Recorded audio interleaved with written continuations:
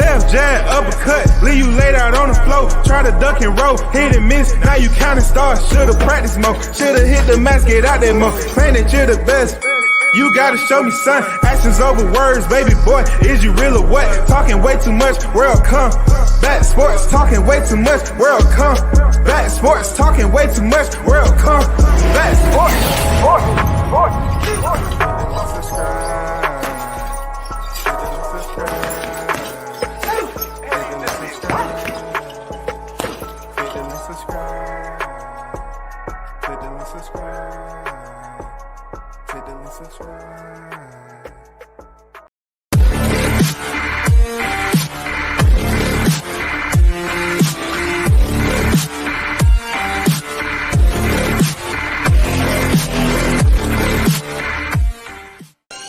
What up, it's your boy Roy Jones Jr. and right now you tune into World Combat Sports.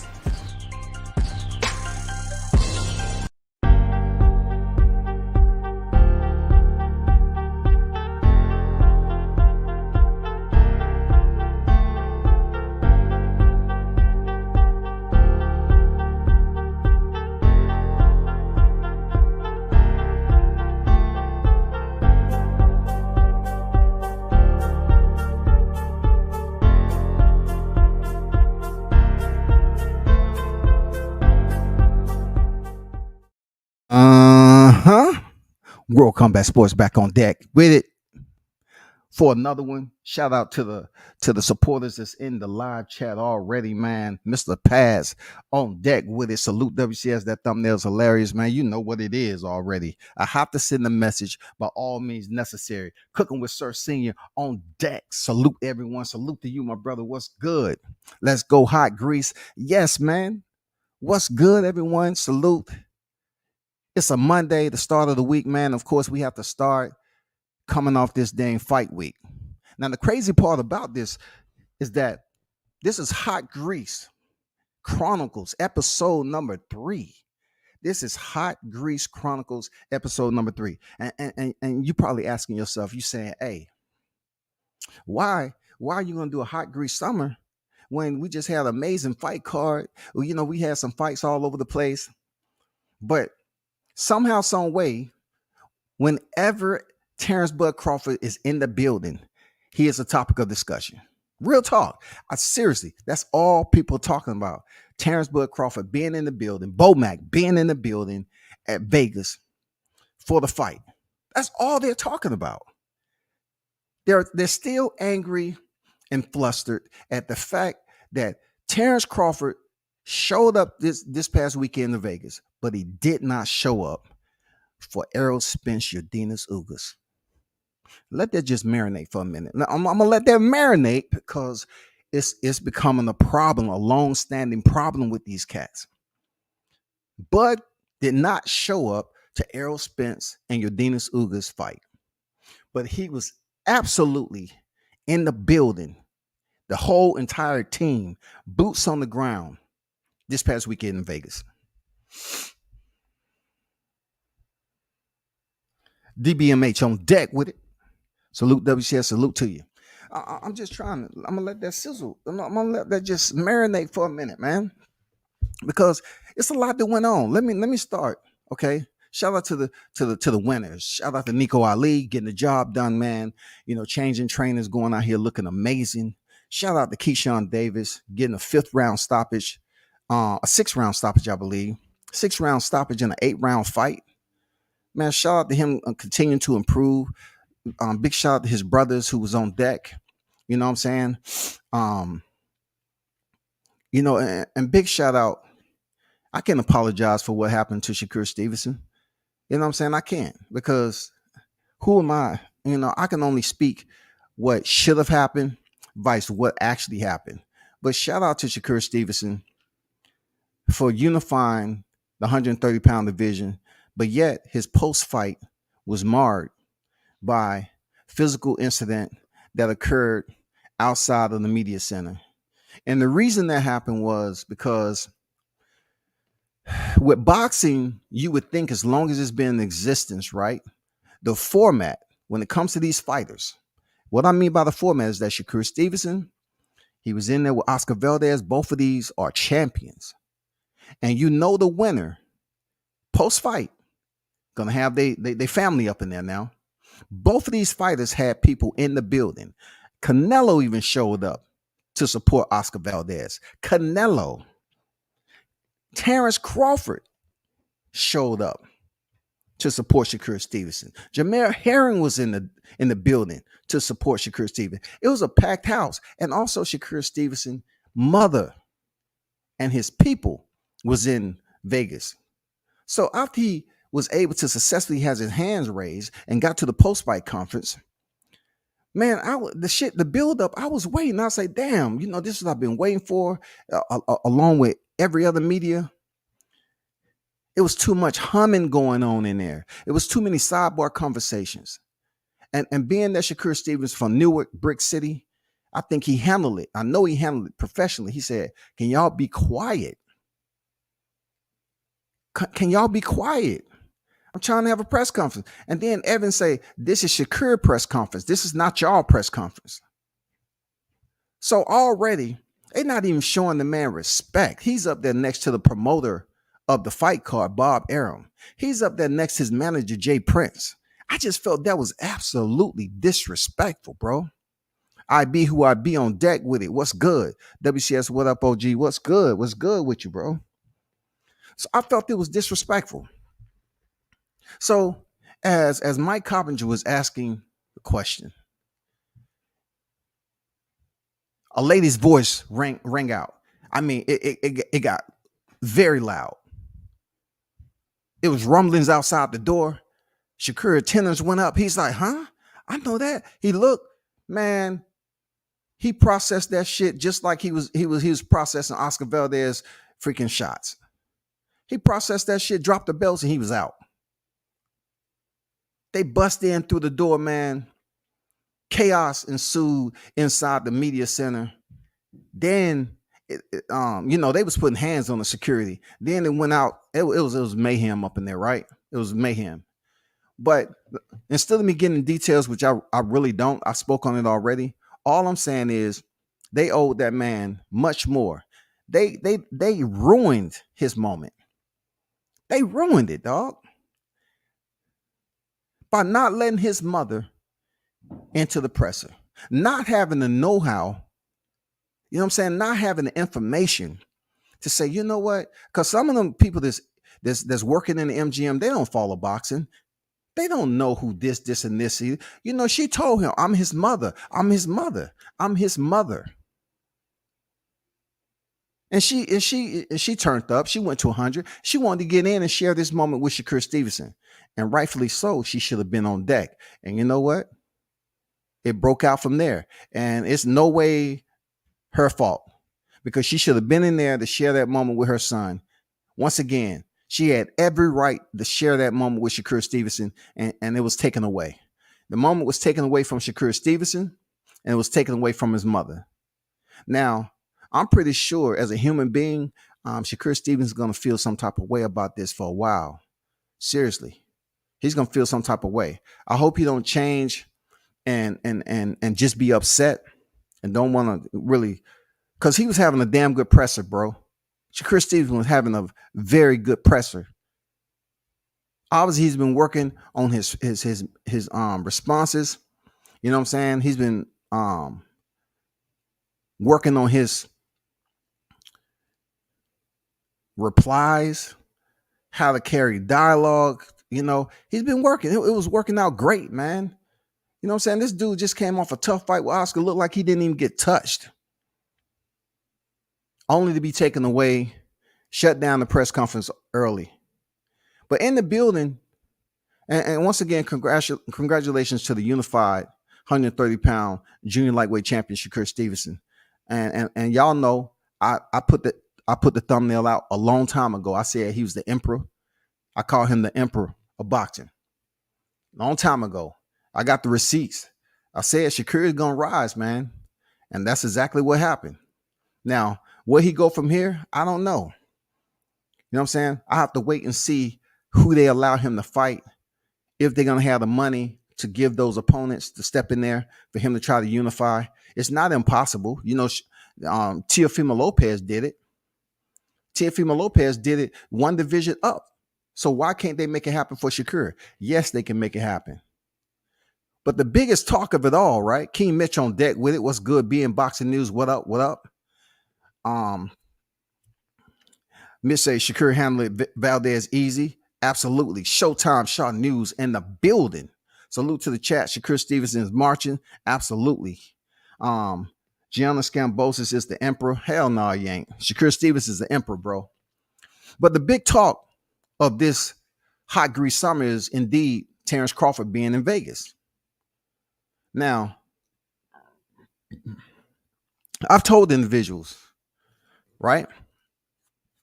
I told individuals over and over again how I know for a fact that Terence Bud Crawford is a more athletic fighter out of him and Errol Spence. That's period. If they was to do a foot race, I put my money on Terence Bud. I seen him run routes. I seen his speed. Dude got some speed.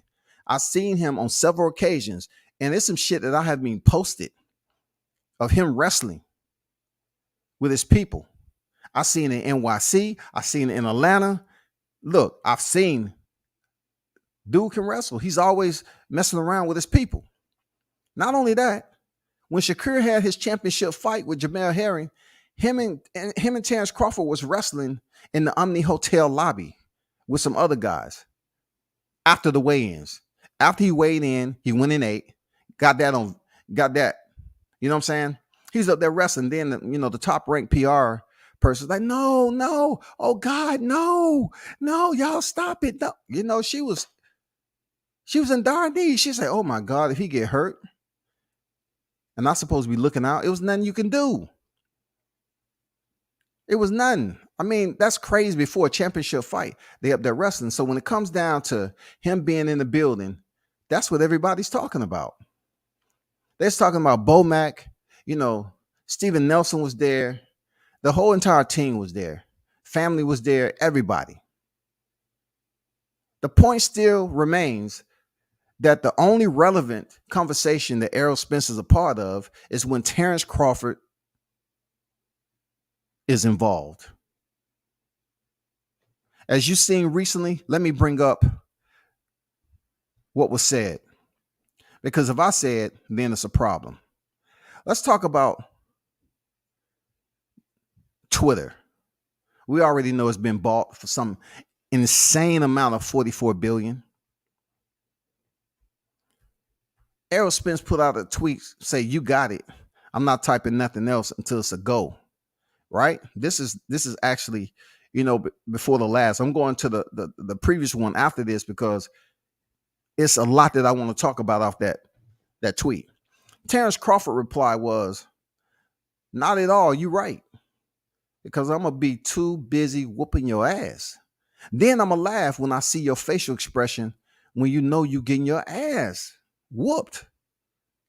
And there's nothing you or anybody else can do about it. I think that's self-explanatory with the trash talking that's going on now, because I didn't hear this type of trash talking from Errol Spence before he picked up the WBA title. I didn't hear it.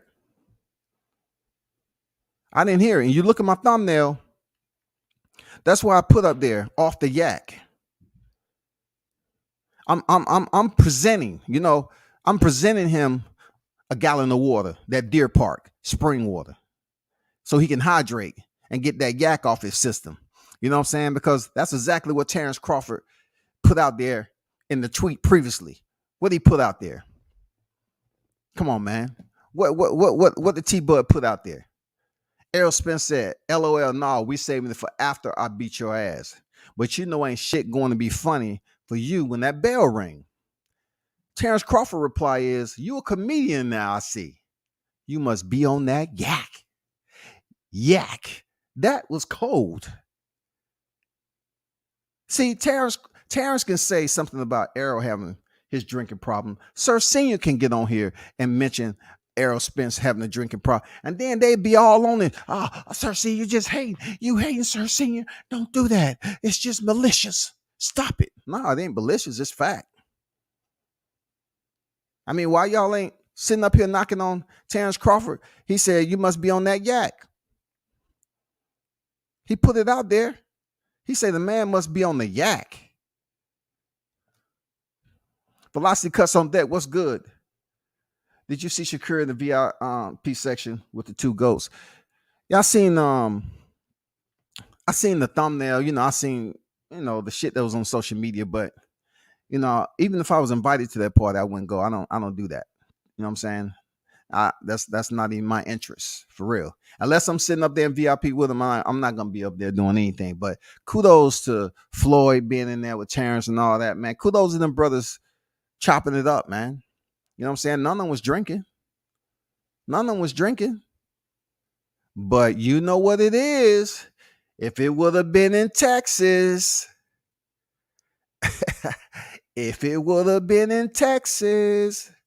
we would be talking a whole entirely different narrative. Bruce Gas boxing, jazz, and more on deck. What's good? He say salute, Scotty. Salute to you, my brother. Saturday was lit. Yeah, for real.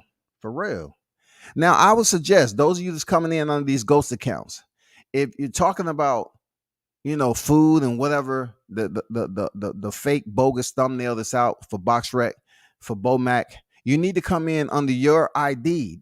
Don't be a hoe and put on a different dress and try to parade in the live chat. You know what I'm saying? Like it's a weekend or something, like you just got your hair done.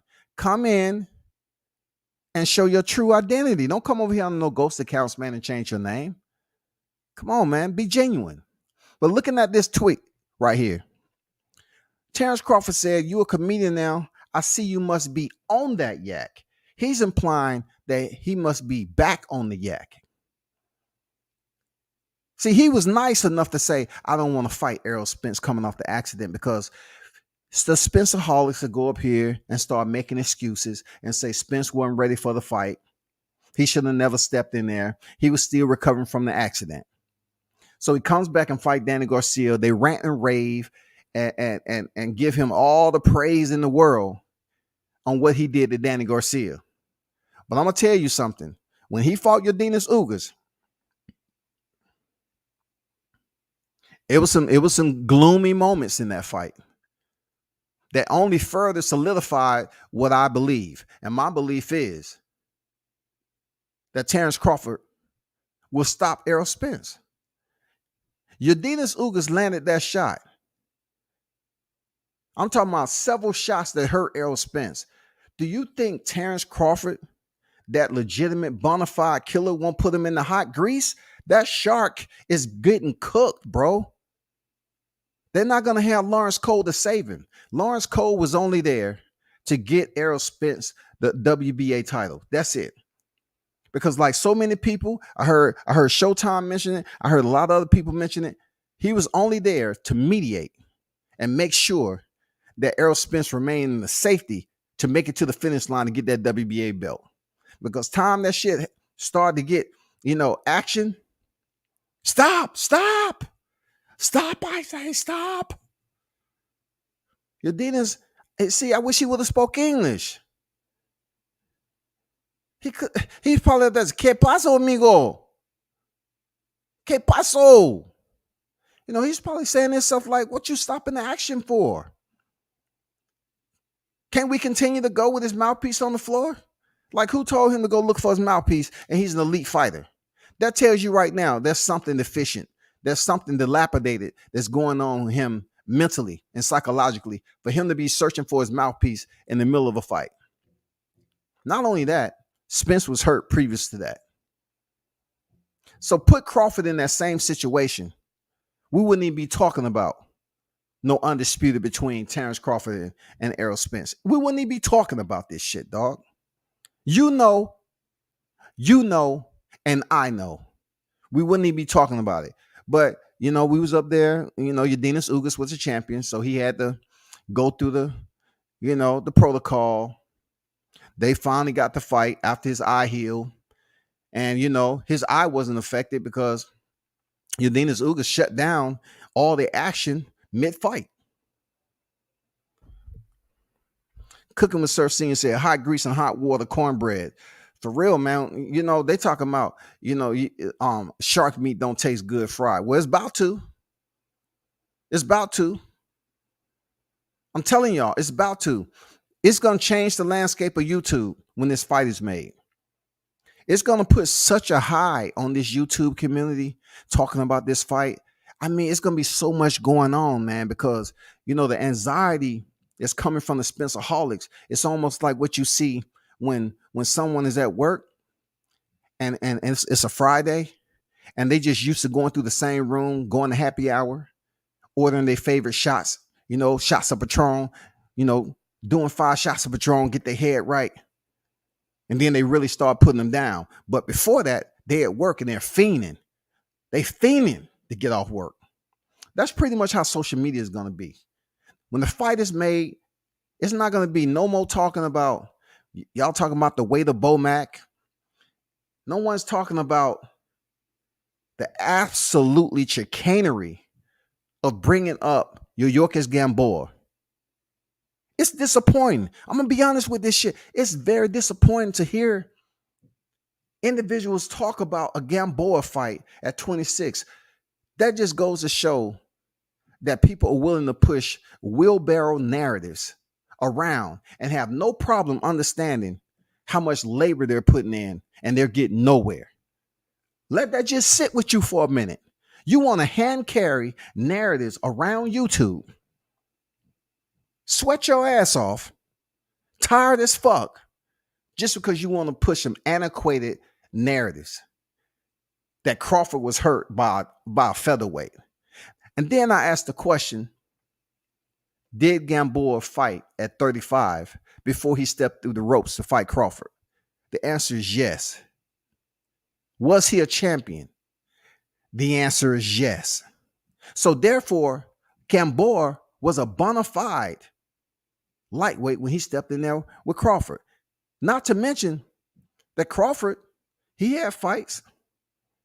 At their weight, he had it. But when Gamboa stepped in there, they weighed in and met the limit of lightweight. So why are we talking about something that happened 8 years ago when we don't bring up the fact that Errol Spence was dropped by Brian Castano in the amateurs? Why? Because that would be petty, right?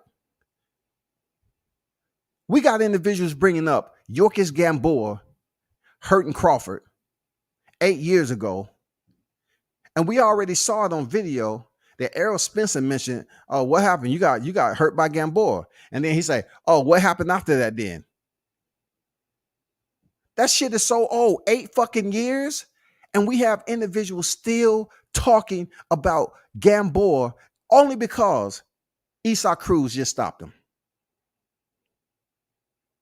And from what I'm hearing with Gamboa, he's filing a grievance talking about something was in his water. He didn't feel right.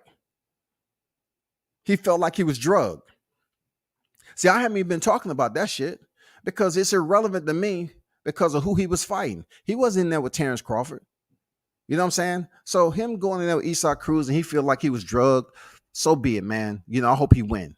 But all I'm saying, that's all I'm saying. Showtime says, stop referee Cole voice. Yeah, man. Lawrence Cole, man. Shout out to Lawrence Cole for being the man that received the orders. He received the orders, y'all. Stop. See, Ugas knew what stop mean. It don't matter if he speaks very little English or not. He knew what stop mean. Rob Partner on deck. Shout out to Rob Partner on deck, man. Salute. Appreciate you pulling up there, Rob. What it do? Errol Spence fan, of course. Andrew Charles, WCS salute. Shout out to you, Andrew. IB say you cooking that old shit don't matter with Bud nor Spence. They both undefeated killers. They both undefeated elite fighters now. No matter what you say, Errol Spence is an elite fighter. Bud Crawford is an elite fighter. But at this point in a stage in their lives, man, shit catches up with you. And these people just don't want to acknowledge the fact that when you have a fighter that practiced salubrity, healthy living, vice a fighter who almost lost his life out here doing what he does. You know what I'm saying? Consuming alcoholic beverages, you know what I'm saying? Liquor digestion, making bad choices to get behind the wheel with intoxication, it catches up with you. So don't come up here and act like we've only been living 15 years in life. Like we never was told that. People told us about that. Hey, be careful out there. You know what I'm saying? The choices you make. You know what I'm saying? We always hear these freaking motivational speeches about the choices we make. People will talk about what Jay Prince said. You have a chance and a choice. It's a choice you make when you get the chance. People will say that over and over again.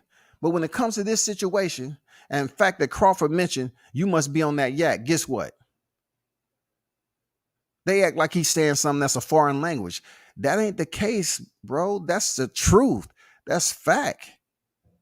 He's just saying, hey, you talking out now. You must be feeling yourself. You must be back on the yak.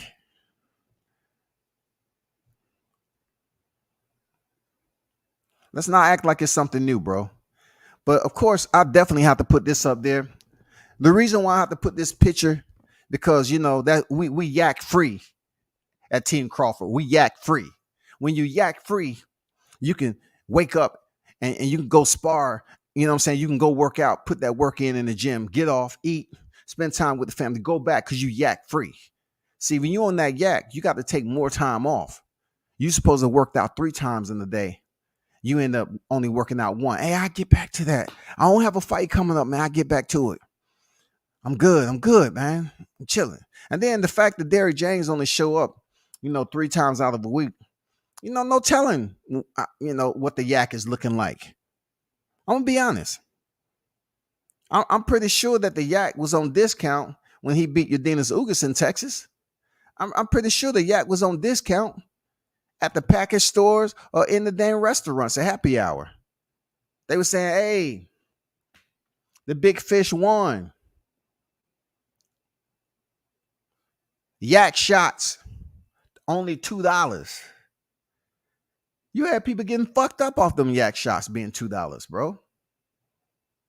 That's all I'm saying. I'm not going as far as that. Them yak shots did some people right. That's all. But check this out, though.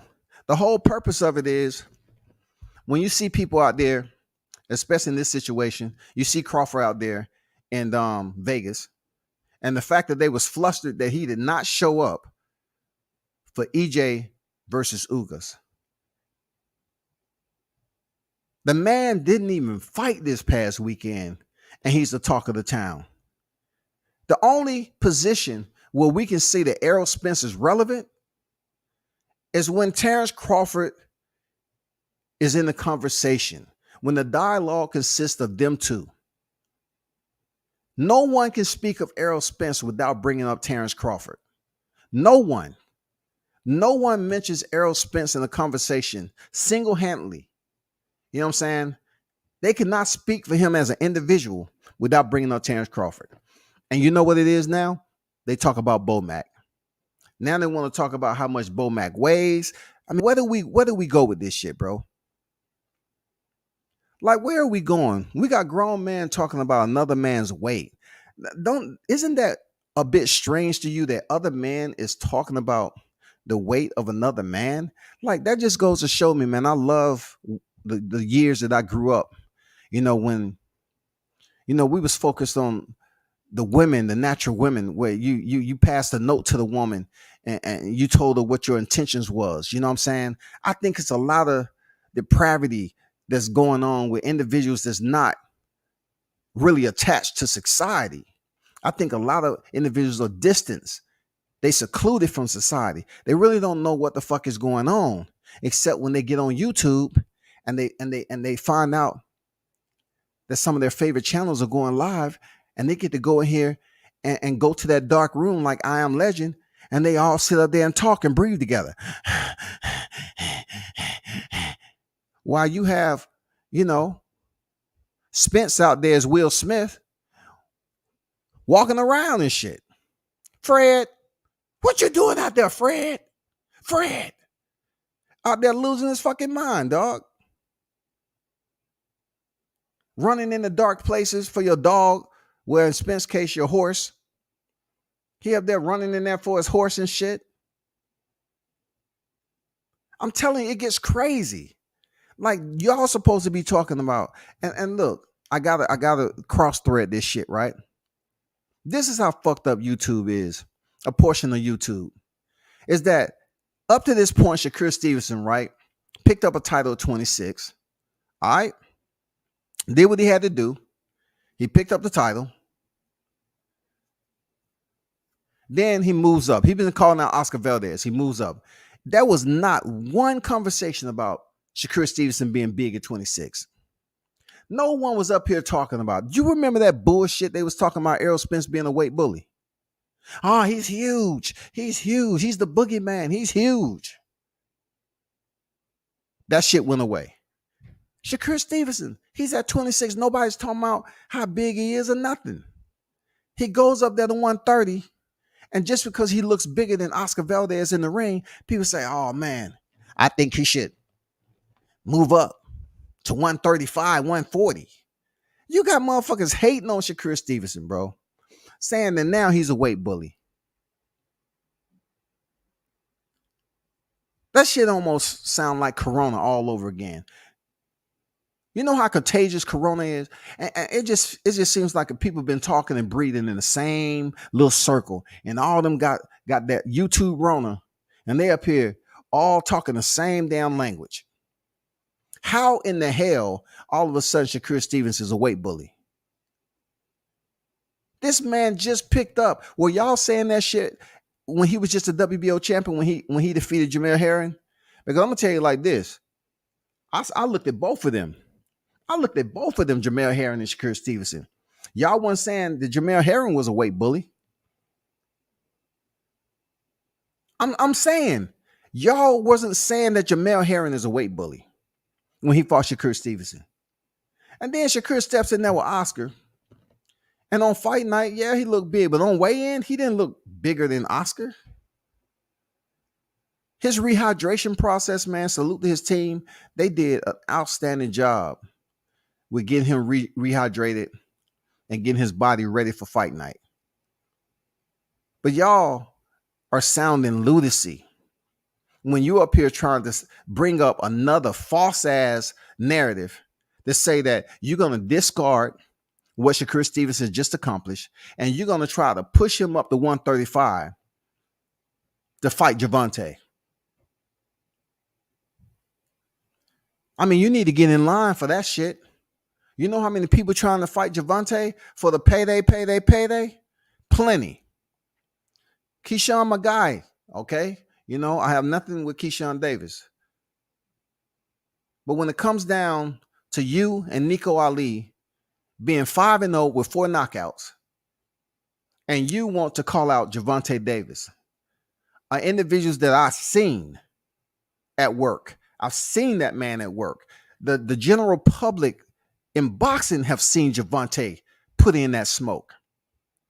And y'all want to go over there and fuck with Gervonta all because of who? Isaac Cruz going the distance? You know he went the distance before, right? Early in his career. So just the fact that Isaac Cruz went the distance, you have fighters saying, I want to play my hand like they're in the casino. I want to play my hand with this shit. Man, he went the distance. All we got to do is look at the Isaac Cruz fight. You got to understand how small Isaac Cruz was. Now, let me lay down this shit for you, right? You remember when they were saying Gervonta Davis, he was a 130 pounder, right? He's a 130 pounder. He too small. But yet at 130, he fucked up and missed weight, lost his title. No, he's fucking off, but they say how small he was. People always tell me how small he is. He moved up to 135. And who did he fight? Gamboa. Who was bigger between him and Gamboa?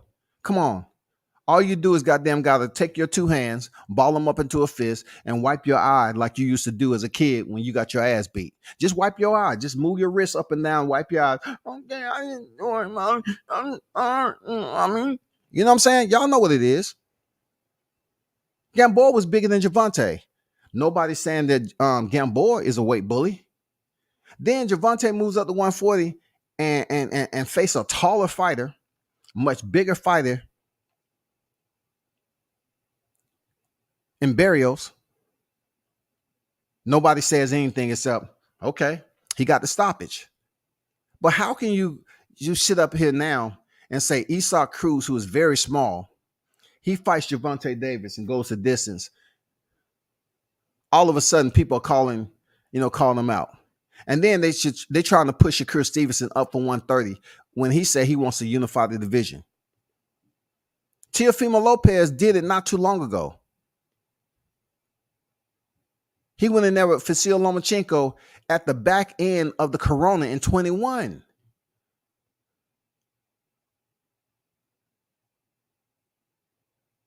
Nobody want to talk about how big Teo was. Like, why y'all wasn't putting all that emphasis on? All you heard from Lopez Sr. was, it's hard for him to make weight. It's getting harder and harder. He's been at this weight for 8 years. Nobody was saying, oh, Teo should move up to 140. Man, some bullshit ass narratives being pushed on this shit. All the fucking time, dog. This man just won the WBC title. And y'all gonna sit up here and hate on him. Y'all gonna goddamn cloud that man's win and say, he should move. That's fucked up, bro. Let me get to these comments in the chat. That's just fucked up.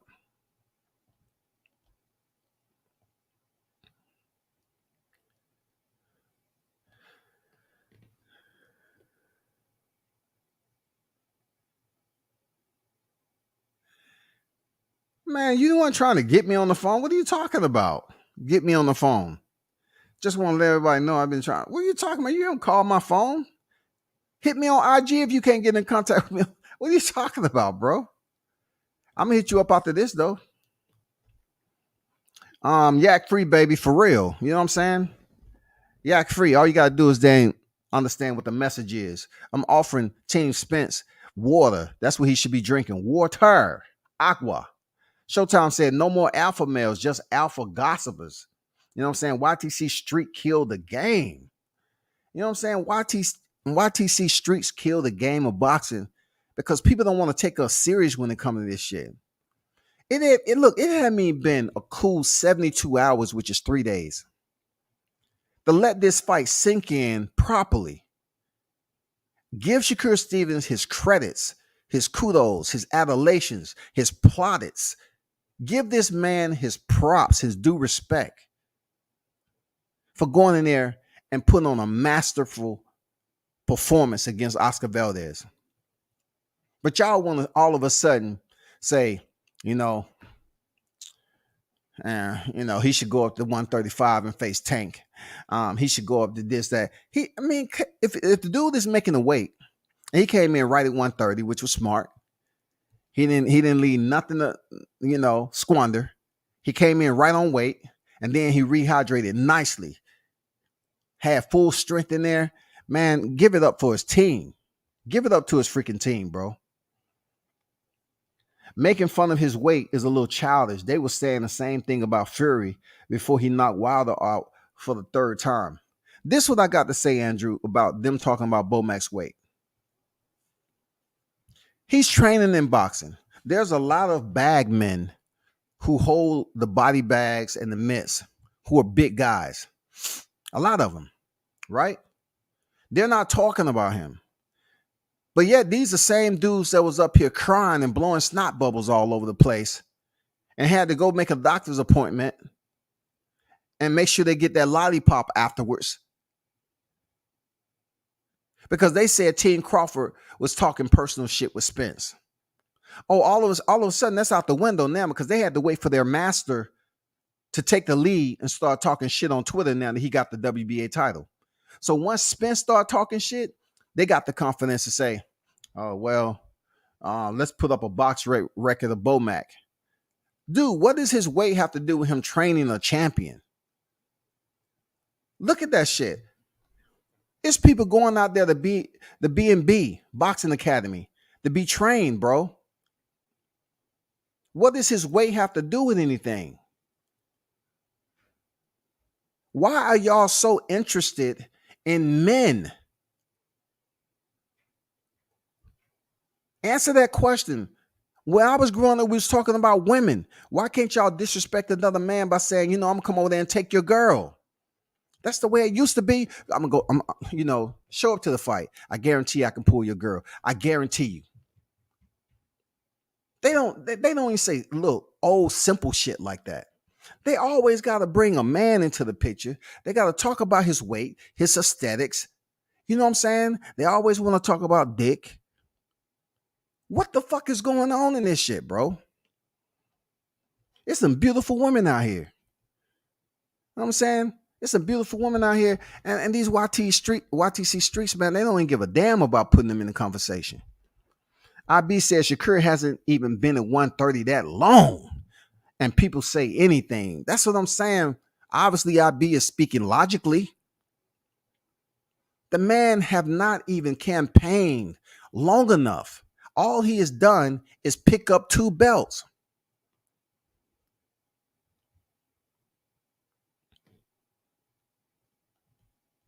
Should we sit up here and criticize Shakur Stevenson for doing, because we make thumbnails on fighters, right?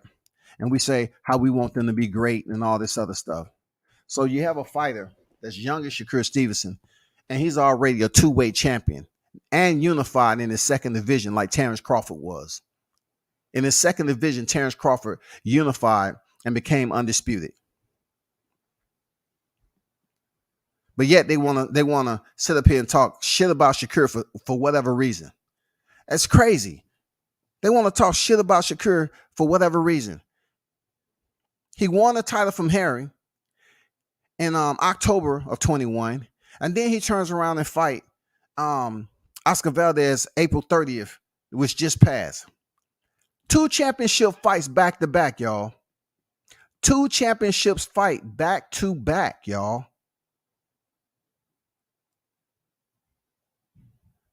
And we cannot sit up here and glorify that shit and say, yeah, man, that's some good shit, man. Salute to the young line coming up. The emperor has risen.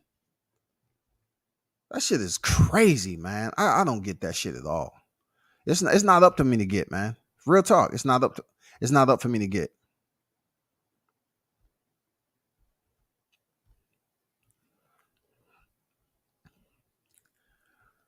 Appreciate everyone pulling up in the chat, man.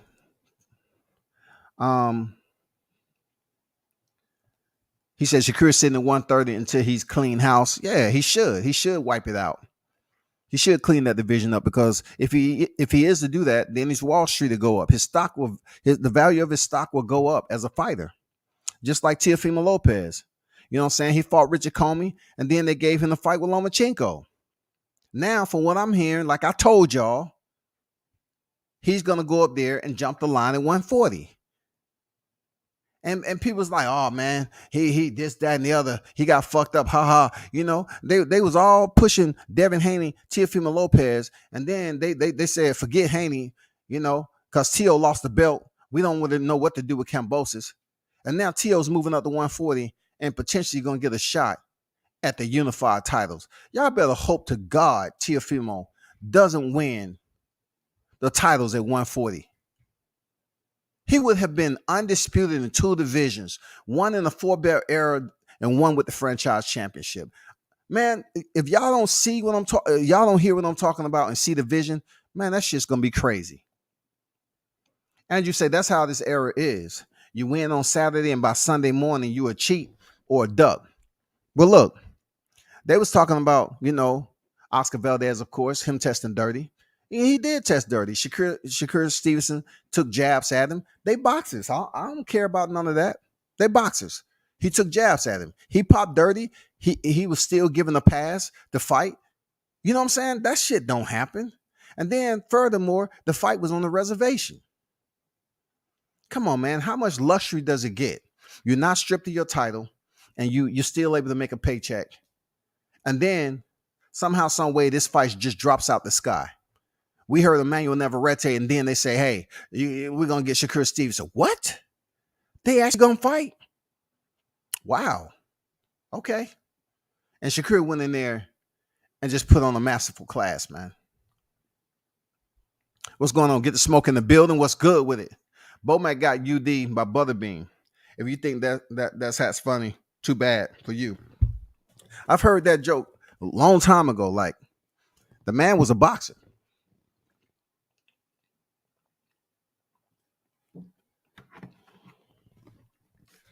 You know, the complex part about this is that, you know, I listen to some of these cats that I totally understand they know boxing, because boxing is so deep. Like, you're talking about going to the deepest, darkest depths of the ocean. That's how boxing is. Like, someone's always gonna know something that the other person doesn't. But somebody explain me this. Why in the hell are we talking about trainers and what they did as a boxer? Once again, why are we talking about trainers and how they performed in the ring? Both of these guys have champion fighters. So that's a plus for them. Derrick James is sitting with 2 unified champions. Bomac been there, done that already. But I'm trying to explain. I'm trying to just break it all down and digest how we, at this point in time, talking about Bomac being a fighter and Derrick James being a fighter. And then they further separate it to say, well, let's talk about his weight. Let's just say Bomac dies for whatever reason. Then they get on here and say, hey, man, shit, man. I know I said some fucked up shit about him, but I wasn't looking for this. I mean, you're supposed to keep this shit on boxing, but yet you're talking about how big a person is as if that's your girl.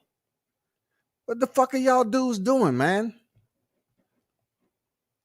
Butterbean had hands. Man, look, I seen Butterbean fight in person. He came on the military base. Man, chopped it up with Butterbean. Cool cat, man. He would knock out the average person for real. Because when you hit Butterbean, he had no neck. So that was going to be 0 recoil. So you better have a good shot. Not on the chin. No, you can't hit Butterbean on the chin. Don't hit him in the body. That's pointless. You got to hit Butterbean with an object. Seriously. During the fight, you got to pull out some brass knuckles and goddamn tap his ass in the temple. That's the only way you're going to knock out Butterbean. If you hit him on the chin with brass knuckles, he's going to keep it moving. You got to crack him in the temple. Knock out something, knock off his hit him behind the ear or something. Knock out his equilibrium and have his legs shaking and shit. And then hit him low in the groin and get a warning. That's why you still have the brass knuckles on. That's the only way you're going to fuck Butterbean up. Mark Nash on deck with it. What's good? Andrew Charles, GTS, be out here getting slapped off his bicycle. Don't take him serious. Who GTS, man?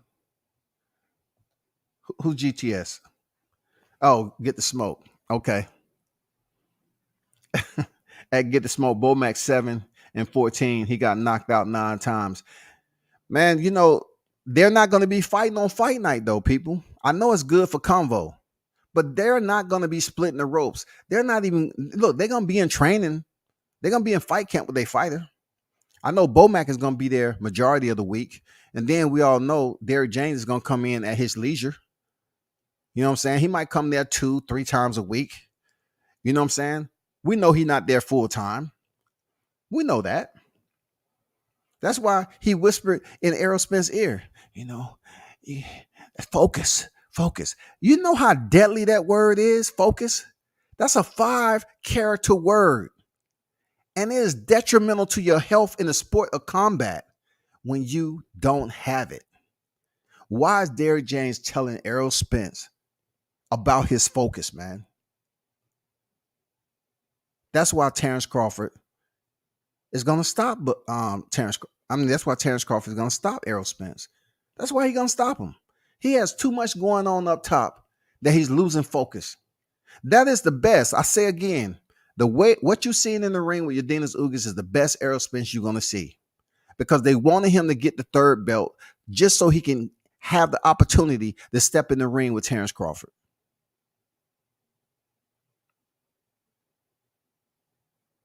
Y'all hear me? That is the best Errol Spence y'all gonna see that stepped in there with Dennis Ugas. They did everything perfect. They had him on a nutrition plan. They had him on weight. Listen to what the fuck I'm saying. That shit was stressful for Errol. That shit was stressful, dog. He was already shredded over a month out from the fight. That means he had to make sure he eat all his meals. He had to make sure he followed the game plan. The nutritionist was coming to his motherfucking house unannounced. You know, they was living in this house probably, cooking his meals. Hey, Errol, you okay? They was up here grabbing the shit out of his hand and putting it on the nightstand. Man, we need to get some liquid in you. We need to get you some hydration. Here goes some Pedialyte. It seems like you're dehydrated, but you got to eat. Come on, buddy. Come on, buddy. Get up. You got to eat. They was in his house all night into the morning, making sure they feed him all the way into the PM. And then when he wake up in the AM, they got that damn bland ass breakfast there. He go play the egg whites. After he eat the plate of egg whites, he goes some oatmeal. Time to go train. Knowing damn well Errol Spence wanted to eat some goddamn flapjacks.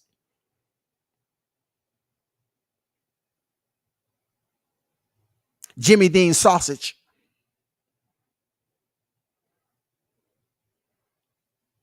Eggs over easy.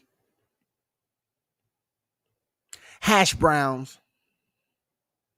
He wanted the full gauntlet in breakfast. And that wasn't happening, man. He had to eat that bland ass healthy food, stay on weight, just so he could make it in there to get that title for Dennis Ugas. And almost fucked up that bag. He did. He almost fucked up the bag. So now we have to look at people jumping on YouTube under 72 hours, and they're talking about Bomac and Derrick James fighting. That's crazy, bro. Smoke say one of the 19 decisions. I can't do that. I can't do that. Respect to you, Smoke. I can't make this about Bomac. Fuck all that. All y'all talking like y'all can fight. Most y'all can't beat me. And I'm fat and out of shape and the shortest guy on YouTube. Shit, that's funny, dog. What's good? What's good? What's good? Shelton on deck with it. He said, damn, I'm late. Love a good fish fry. Yeah, man, it's hot grease summer, man. Look, EP3. Hot Grease Chronicles EP3 on deck, man. This is gonna go all the way into the fights, until the fight is signed, man. Because what's fish in hot grease? It's a meal. Remember that. What's shark in hot grease? A meal. Period. Navarete had no chance against Stevenson. I wouldn't say he has no chance because he's going to be the taller fighter.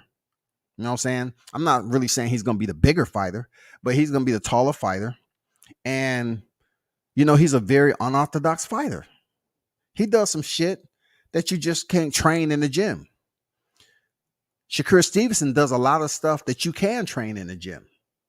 But with that training, you have to make it applicable to going in there and delegating your boxing curriculum on your opponent. You know what I'm saying? And Shakur Stevenson, he did that amazingly against Oscar Valdez. This reflexes that Shakur Stevenson has, his ruler, a game of inches when it comes to his defense. Oh my God, dog. There's some times that Oscar touched him. But check this out. This is how you separate and gap the amount of the ring IQ when it comes to these two.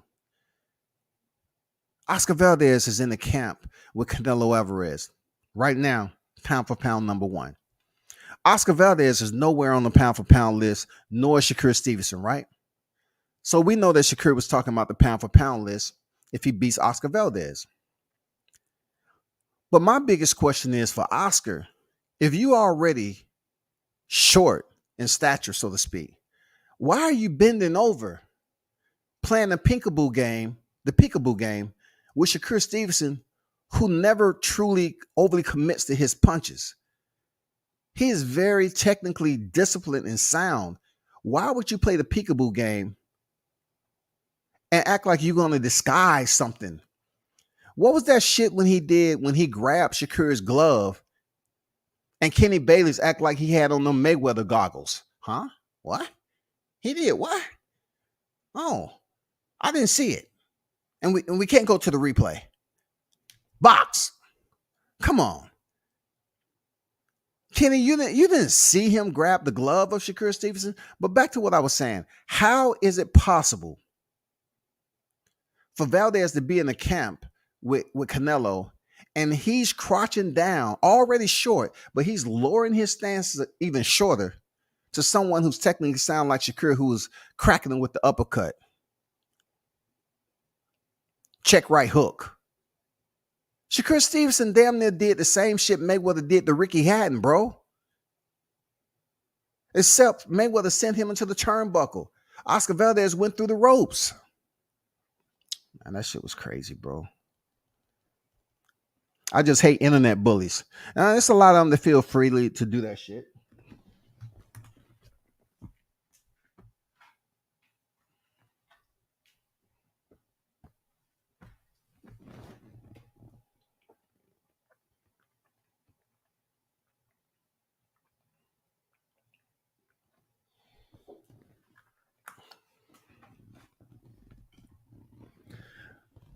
The trainers started going back at each other and the fighters. Look, if the trainers are going at each other, I get it. But as individuals who follow boxing and speak on it, right?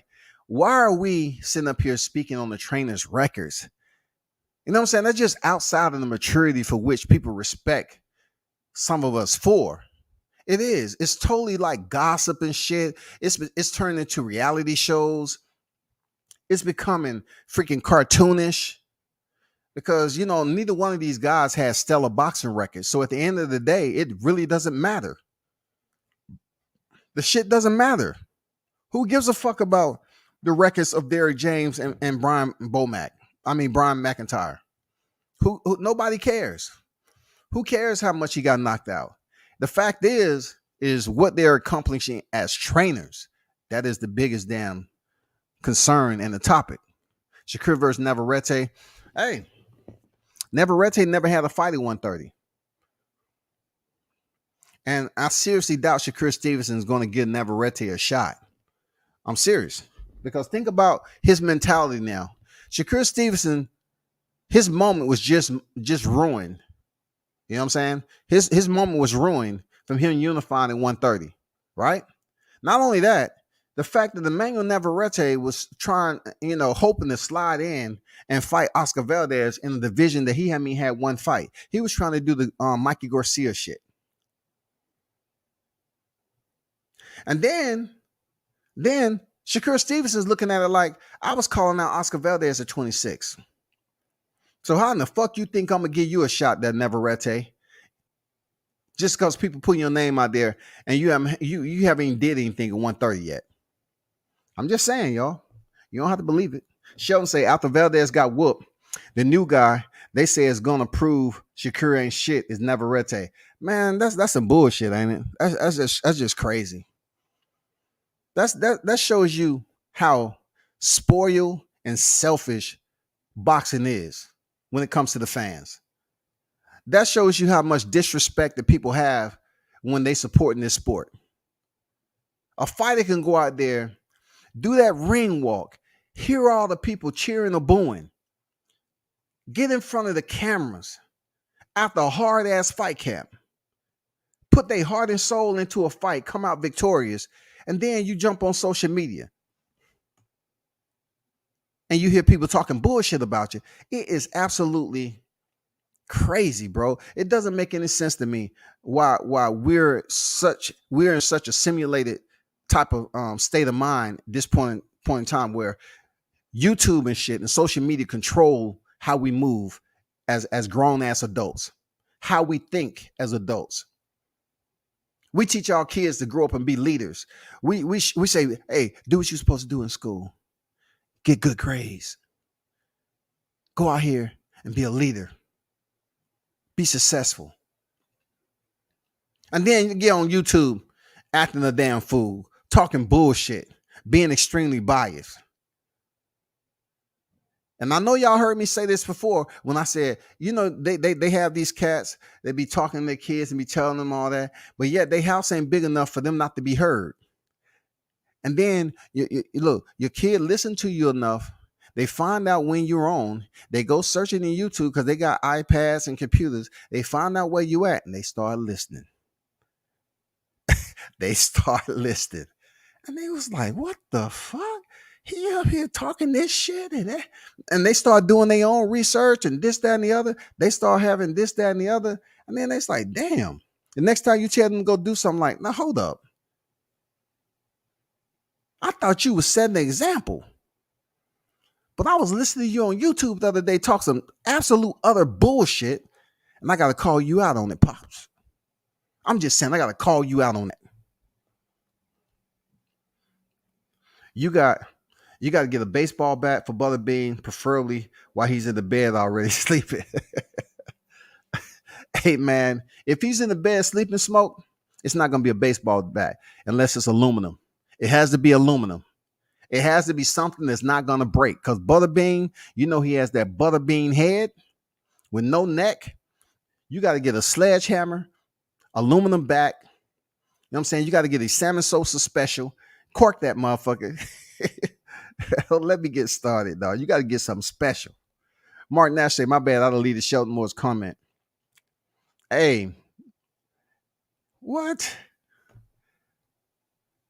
Man, y'all don't delete anybody, man. It's not even that many people in here to delete. You didn't block them, did you? Sorry, Shelton Moore. I definitely accident. Facts WCS. Mark Nash, you still working a smear campaign disguises jokes? Damn, dog. World Combat Sport. So sorry, I accidentally timed out Shelton Moore. So, man, my apologies, Shelton. Hey, wrenches, man. Ain't nobody said nothing crazy. You know what I'm saying? Don't time out nobody. Don't time out nobody, man. Mark Nash, more than once in my life, anybody can get snuck. Yeah, anybody can get that for real. I thought he was just joking, but man, shout out to Smoke, man. Be over there goddamn fighting them battles by his damn self. Mark Nash, me and anyone who could afford to replace their bikes at the rate in that town. So you want to joke on other people can't handle it coming back. So y'all got your own little stuff going. Okay. Hey, D-Ray Promotions in the building. Salute WCS cooking with grease all summer. Yeah, it's a hot grease summer, bro. Especially when it comes to Dan Crawford and Spence. It's a hot grease summer. Y'all know that. Let me ask you something. Looking at that Udenis Ugas and Errol Spence fight, you didn't say to yourself, when you looked at it, I'm talking about you assessed that genuinely. You assessed that fight. You probably looked at it more than once. You didn't think to yourself that the shit that Udenis Ugas was able to land on Errol Spence, if it was Crawford, he would have been done. You didn't think to yourself, it's a great possibility that he would have been in a lot more trouble in there with a killer and a closer like Crawford than Udenis Ugas? Did that cross your thought process? Because it did when I seen it. I was like, man, that would have been great if Crawford was in that position right now. But yet, it wouldn't have been from the undisputed titles.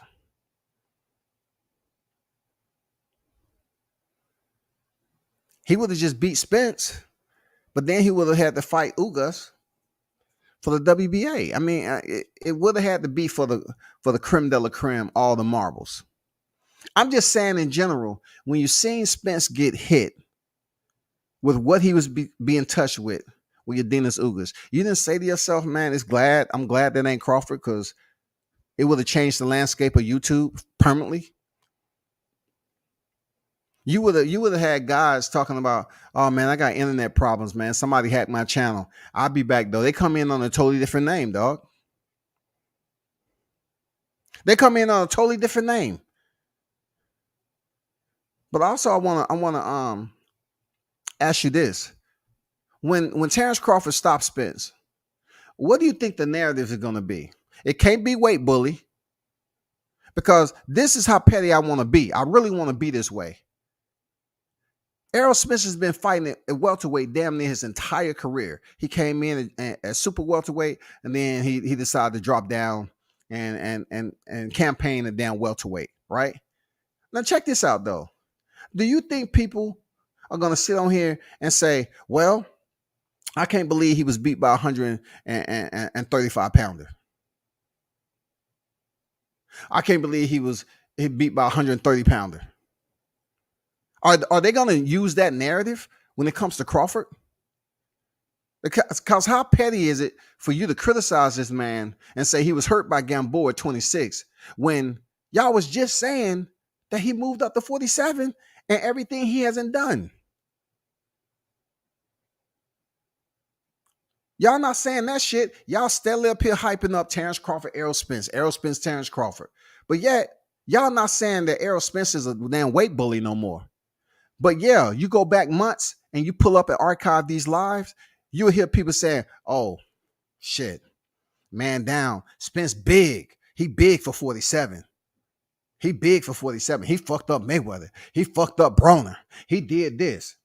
Now all of a sudden that shit is absolutely moot. Nobody's speaking about it.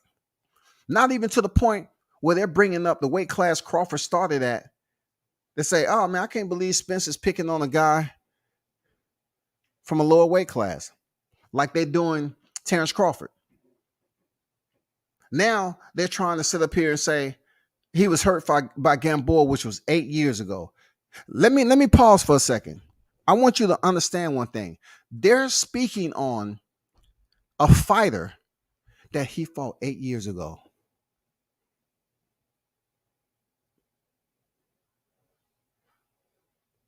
Ooh-sa. They're speaking on a fighter that he fought 8 years ago. But yet Pacquiao was knocked out early in his career. And when Pacquiao wins, they're not speaking about the flyweight. They're not speaking about the weight class that Pacquiao was in. They're not talking about him being knocked out. They don't bring up that opponent. They don't bring up Juan Manuel Marquez when he flatlined Pacquiao. All it was is, "Oh man, yeah, the big fish got Pacquiao. Yeah, that's gonna look good on his resume. The big fish, yeah, he get the nope, eye injury out the game. Yordenis Ugas stole that shit." It's not the same just because you beat the man who beat the man. It's not the same. Yordenis Ugas' statue in boxing is not the same as that of Manny Pacquiao. So the praising value is none and void. You don't get the praisal of having Yordenis Ugas on your record who defeated Manny Pacquiao. You know why? Because you didn't give a fuck about Terence Crawford beating Jeff Horn, who beat Manny Pacquiao. Let that sizzle. Let me get to the chats. Isn't Navarete still at 126? Yes, he is. Yes, he is. Now you had it right the first time. You're like, man, y'all going at it. I can't be mad, man. That shit happens on YouTube, man. For real. That shit happens. I did it. I'm not gonna be a hypocrite and say, "Man, why y'all arguing in the chat and not paying attention?" Man, it is what it is. Shakur is big for 30. How's a guy coming up from 26 gonna be him? Well, he has height. He has pretty good height, first of all.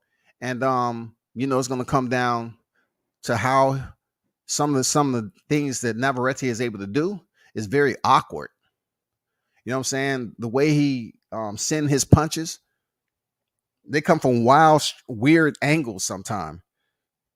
Like he has this rhythm that you can't teach in the gym. You know what I'm saying? Like I say with Jahad Tucker, some of the things that Jahad Tucker does in the gym is what he's innately blessed with. You know what I'm saying? Just like I seen Albert Bell spar.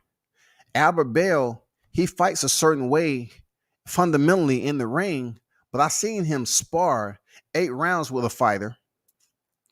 And each round he fought absolutely different than the last. And you're saying to yourself, how's that fucking possible? It's possible. He fought every round different. Reynoso will be on a losing streak soon. Hey, Shout out to Reynoso, man. I had the opportunity to run into him. We didn't have no conversation, of course.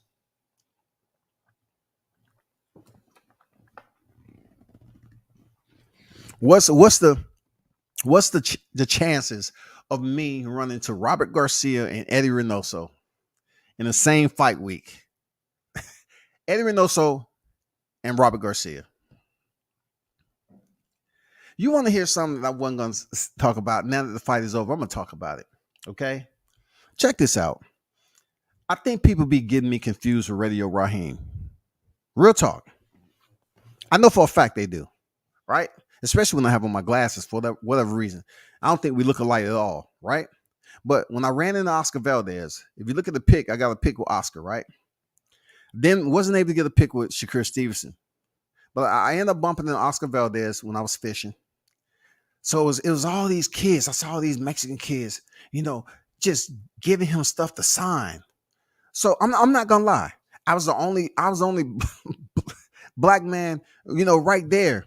Those kids and those Mexicans all around, they were swarming Oscar. I was right there beside him. But he had security, right?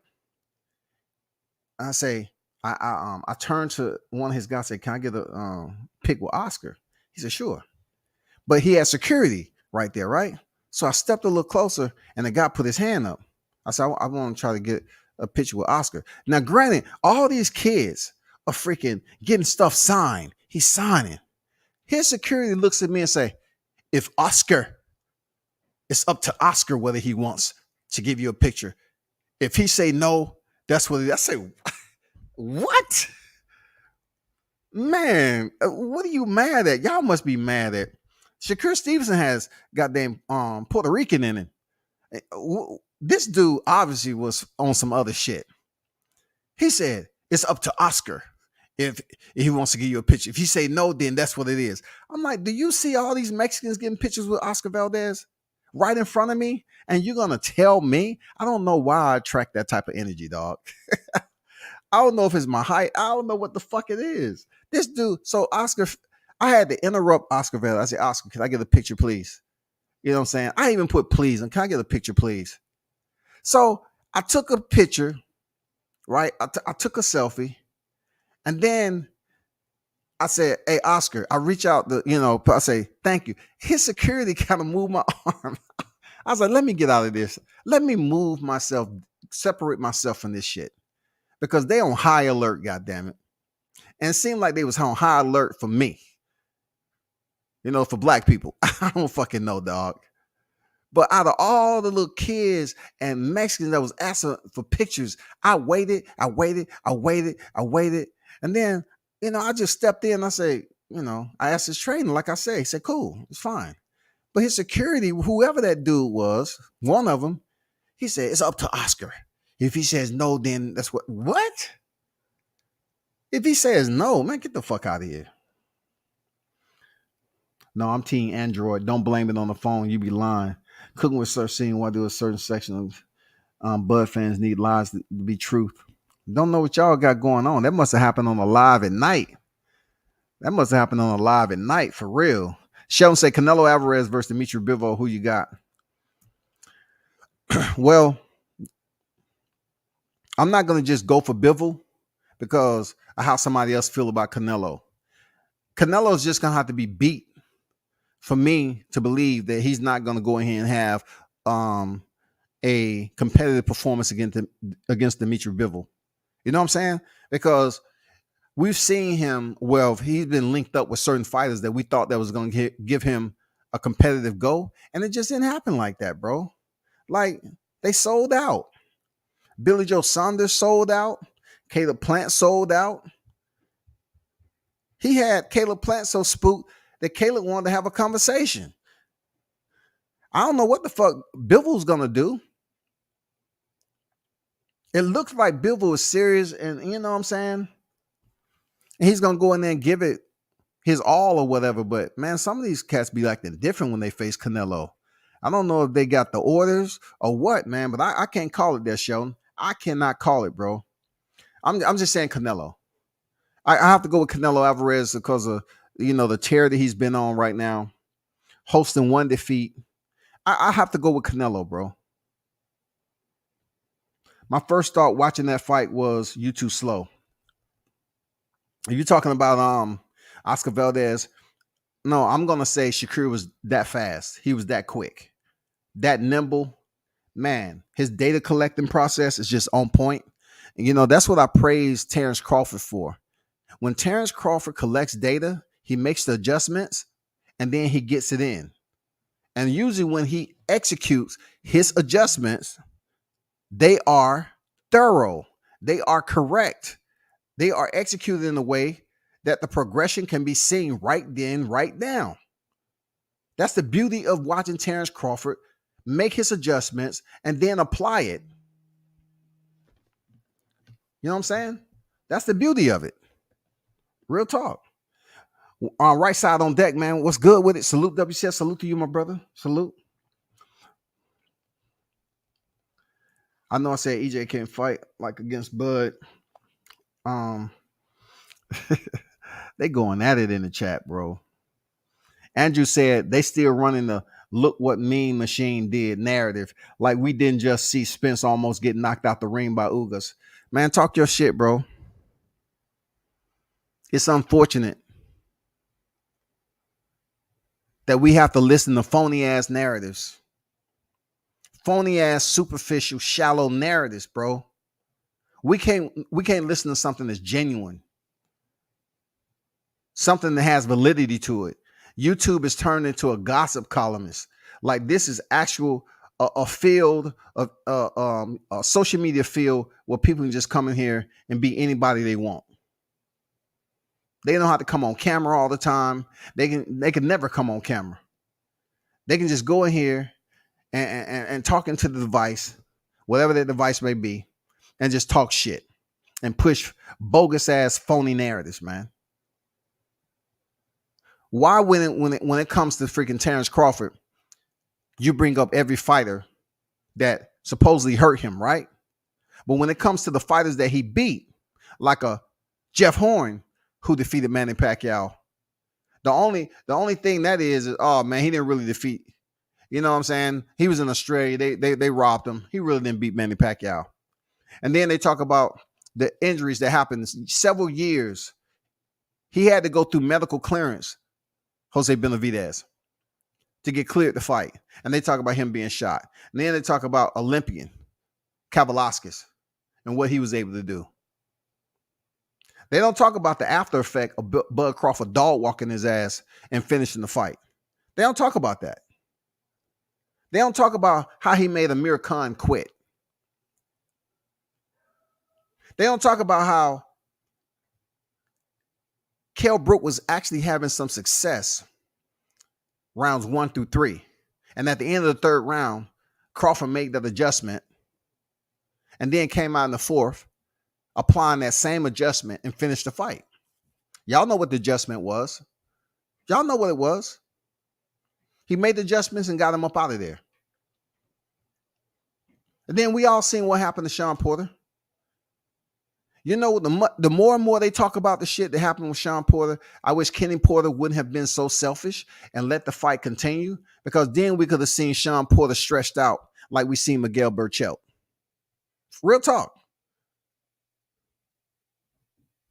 Because once Crawford smelt that motherfucking blood and he had knocked Sean Porter down, I really wish his pops just would have sat down and let that shit play out in real time and let his son go out on his shield.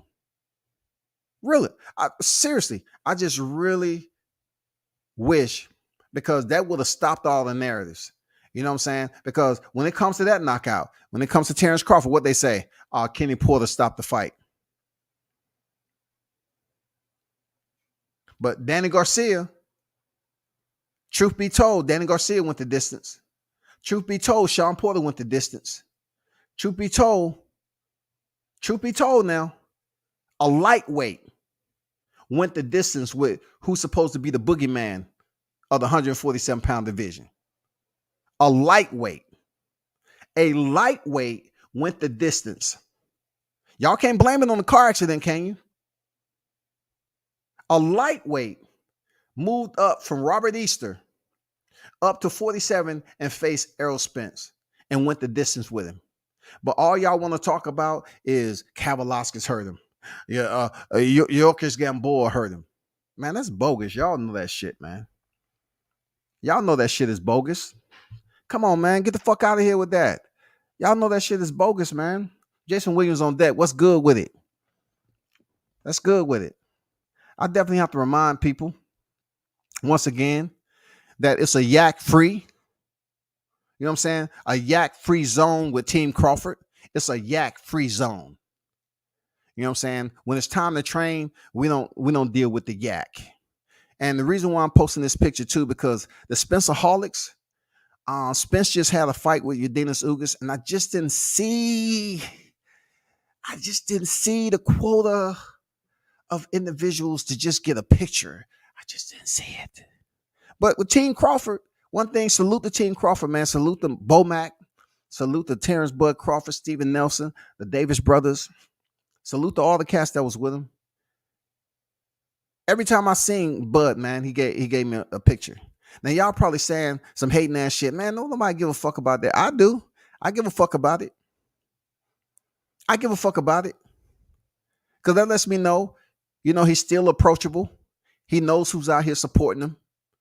You know what I'm saying? And that's a good thing. With Spence ain't giving a fuck about his fans, man. The fans give a fuck about Spence, but Spence don't give a fuck about his fans, man. I didn't see none of you cats on YouTube getting that Spence frame. A one-on-one? A one-on-one, dog? Look, let me tell you something else that happened with this particular situation. This is not the first time I took it in Vegas, right? The first pitch I took with Crawford, it didn't come out right. Granted, he was with his wife. His wife went somewhere else, and then he came. I walked back out, say, "Hey, bud, that picture messed up. Can I get another one?" Boom, took another one. No problem, dog. Anyway, let me get up out of here, man. Let me go back to this right here. This is what everybody's talking about. They was in love with Errol Spence finally talking shit on Twitter, because before the WBA title, he wasn't saying a damn thing. He was using one-liners. You know what I'm saying? Keeping it fight orientated. He was afraid to death to talk shit because he didn't quite know how he would go in there and do against Udenis Ugas. But he said, LOL, no, we saving it for after I beat your ass, ... But ain't shit going to be funny for you when that bell ring. Come on now. Look, for y'all that's tuned in, do y'all believe Errol Spence believe what he just wrote? Do you all believe, as Spencerholics, that Errol Spence believed what he just said? Because Terence Crawford said, "You a comedian. Now I see you must be on that yak." Now, was that disrespectful? No. That was just him stating the facts on what his belief is on what Errol Spence is speaking at the moment. Because he know Errol Spence don't believe that shit, man. People are underestimating how big Terence Crawford is. They're underestimating how strong he is. It's just a lot that people are just discarding when it comes to, Spence Crawford.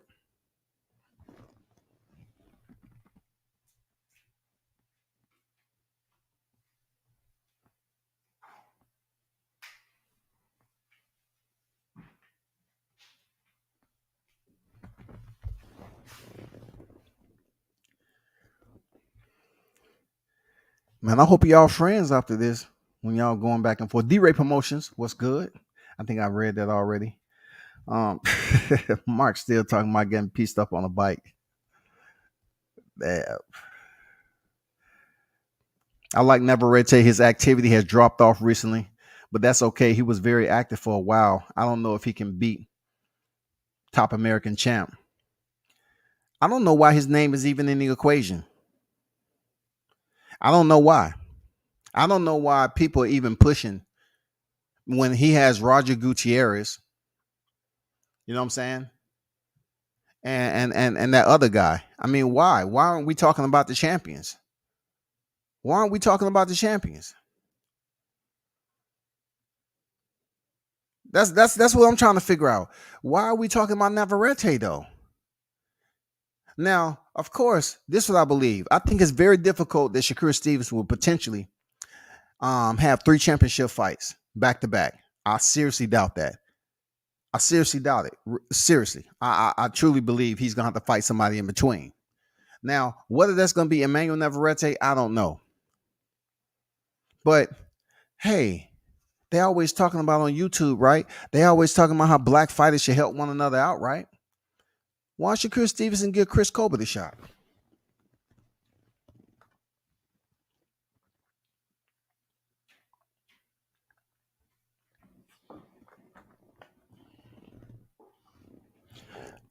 Did y'all hear what I said? Why don't y'all campaign for Chris Colbert to get a shot at Shakur Stevenson? Let me give you a minute to think about that.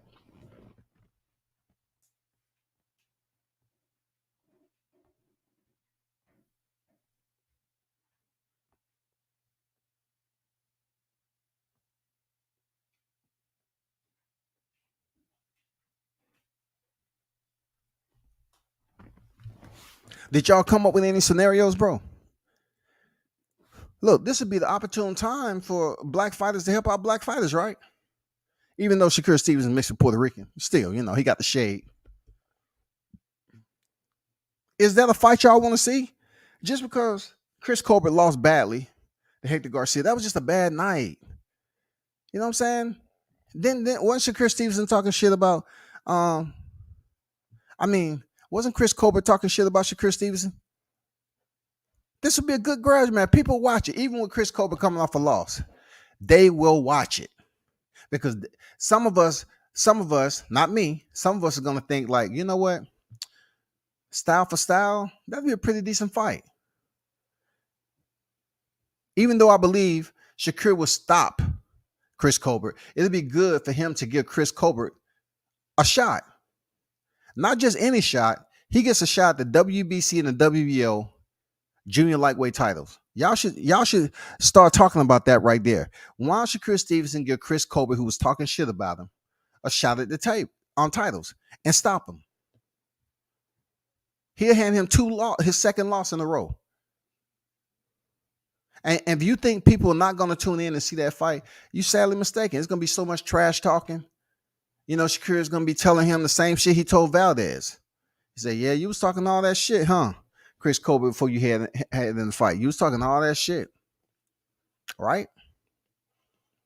Okay. I'm going to give you a shot. I'm going to give you a chance to prove yourself. Right side say D-Ray Promotion, Bruce Gas. Okay, he's just giving shout outs. Man, y'all really mad at each other. See what YouTube does, man? YouTube has this itis about it. Seriously. We cannot all get along on here. Where's Rodney King when we need him? Bivens going to stop Alvarez. What? Damn, he think Bivens going to stop. You know what? I can't sit up here not having seen Bivol fight somebody the stature of Canelo Alvarez. I can't go against the grain on what you're saying. It's hard for me to believe it will happen. You know what I'm saying? He's far removed off Cotto. You know what I'm saying? This is not Cotto when he was hurt. He's far removed off that. I don't, when it comes to Alvarez, I don't see people bringing up that shit. How Alvarez was hurt bad with Cotto's brother. They don't bring up that shit though. He said, get this slap. Look, that's why y'all shouldn't stay up too late and do lives. Because Smoke be on the prowl, dog. Smoke Dog be on the prowl, man. Y'all cannot stay up until the late PM doing open panels, man. This what you get. What's going on in the chat? This what you get, dog. Oh man, that's crazy. Hey, when did this shit happen anyway? What live was this so I can go check it out and see why y'all mad at each other? What live was it? Niggas hilarious. Lugo G. Shelton for real.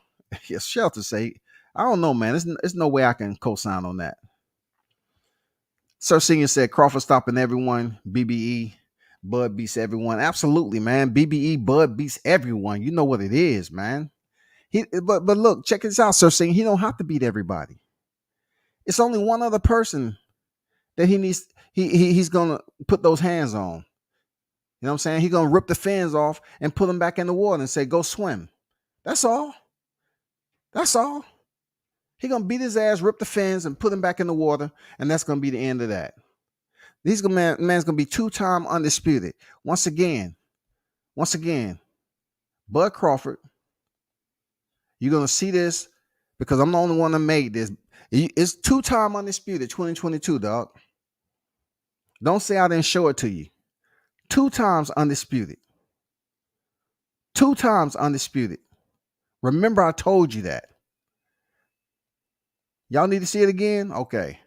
Let me put my Hot Grease back up there because people need to know what the Hot Grease Chronicles are all about, man. Y'all need to support the Hot Grease Chronicles. For real. And I was gonna drop the link for the panel, but hell no. Now y'all get on here. Mark Nash and goddamn Smoke get on here. It turns into a whole nother live, dog.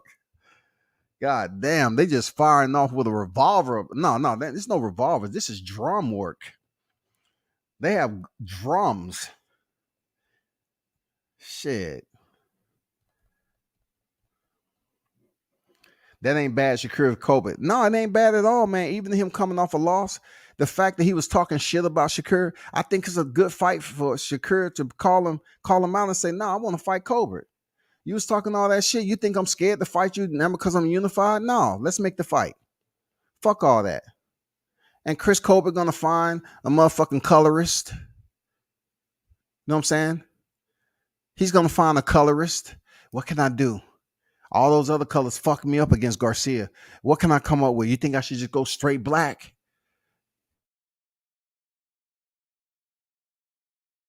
Because I was getting confused. I thought I was in fucking game or something. I just got all confused. He came in there looking like an old Pac-Man video. Like, dude, come in there with a solid color outfit, no dye in your hair, and Shakur, just give the man a shot. Because I'm pretty sure the way you fought against Oscar Valdez and the way we seen Chris Cobra get fucked up against Garcia, Shakur Stevenson gonna stop this dude. Stevenson, Gary Russell Jr. Okay, so that's a good fight. That's a good fight, D-Ray. That's a very good fight. I like that. But we don't know how the shoulder is doing with G. Russell. We don't know how he's doing. I haven't heard anything from him. He's quiet anyway when he's off the grid. He's quiet anyway. But we don't know how his shoulder's doing, and we don't know what the ETA is for his return. Sheldon said Chris Cobra has to redeem himself first for quitting against Garcia.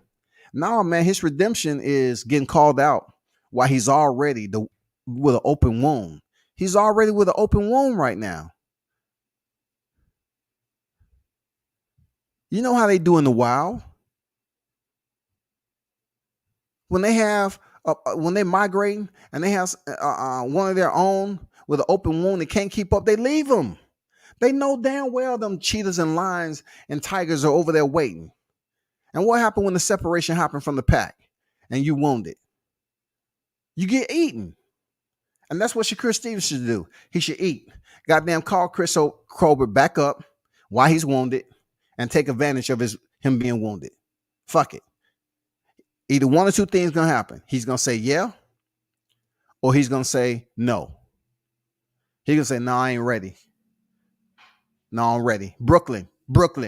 I ain't ready, Brooklyn.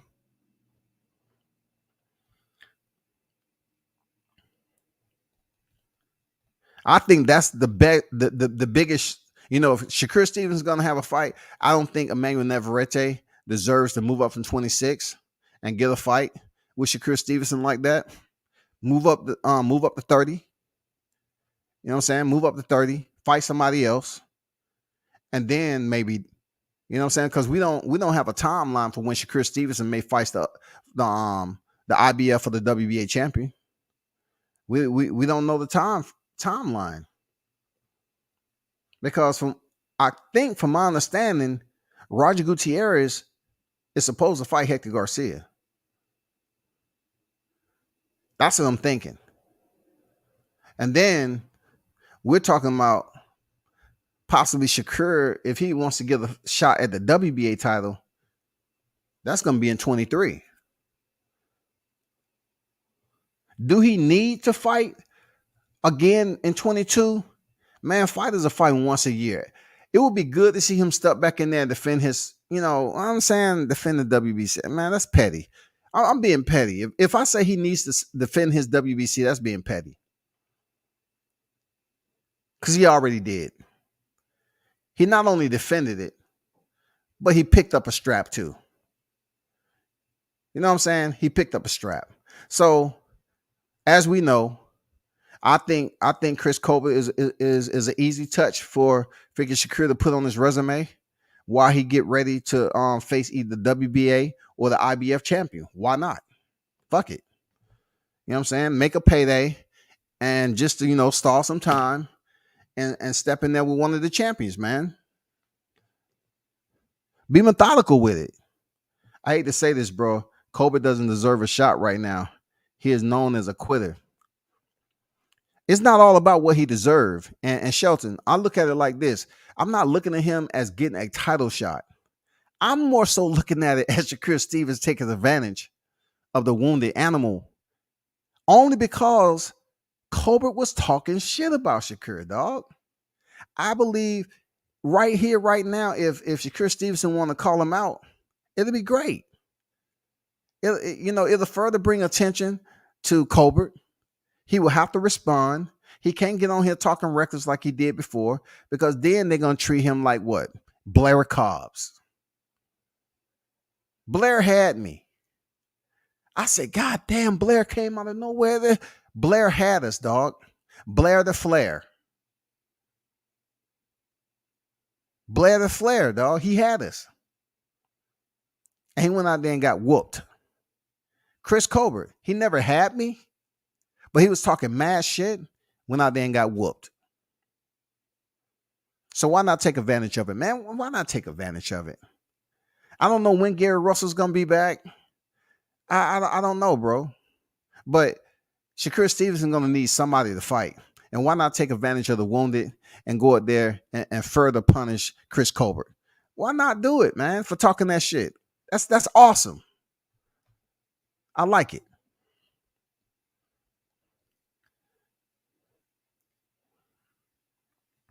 At least Blair the Flair didn't quit. You're right. You're right, bro. Blair the Flair did not quit. You're absolutely right. I totally agree with that. He didn't quit. He absolutely didn't quit. But when it comes down to it, he was talking a lot of shit.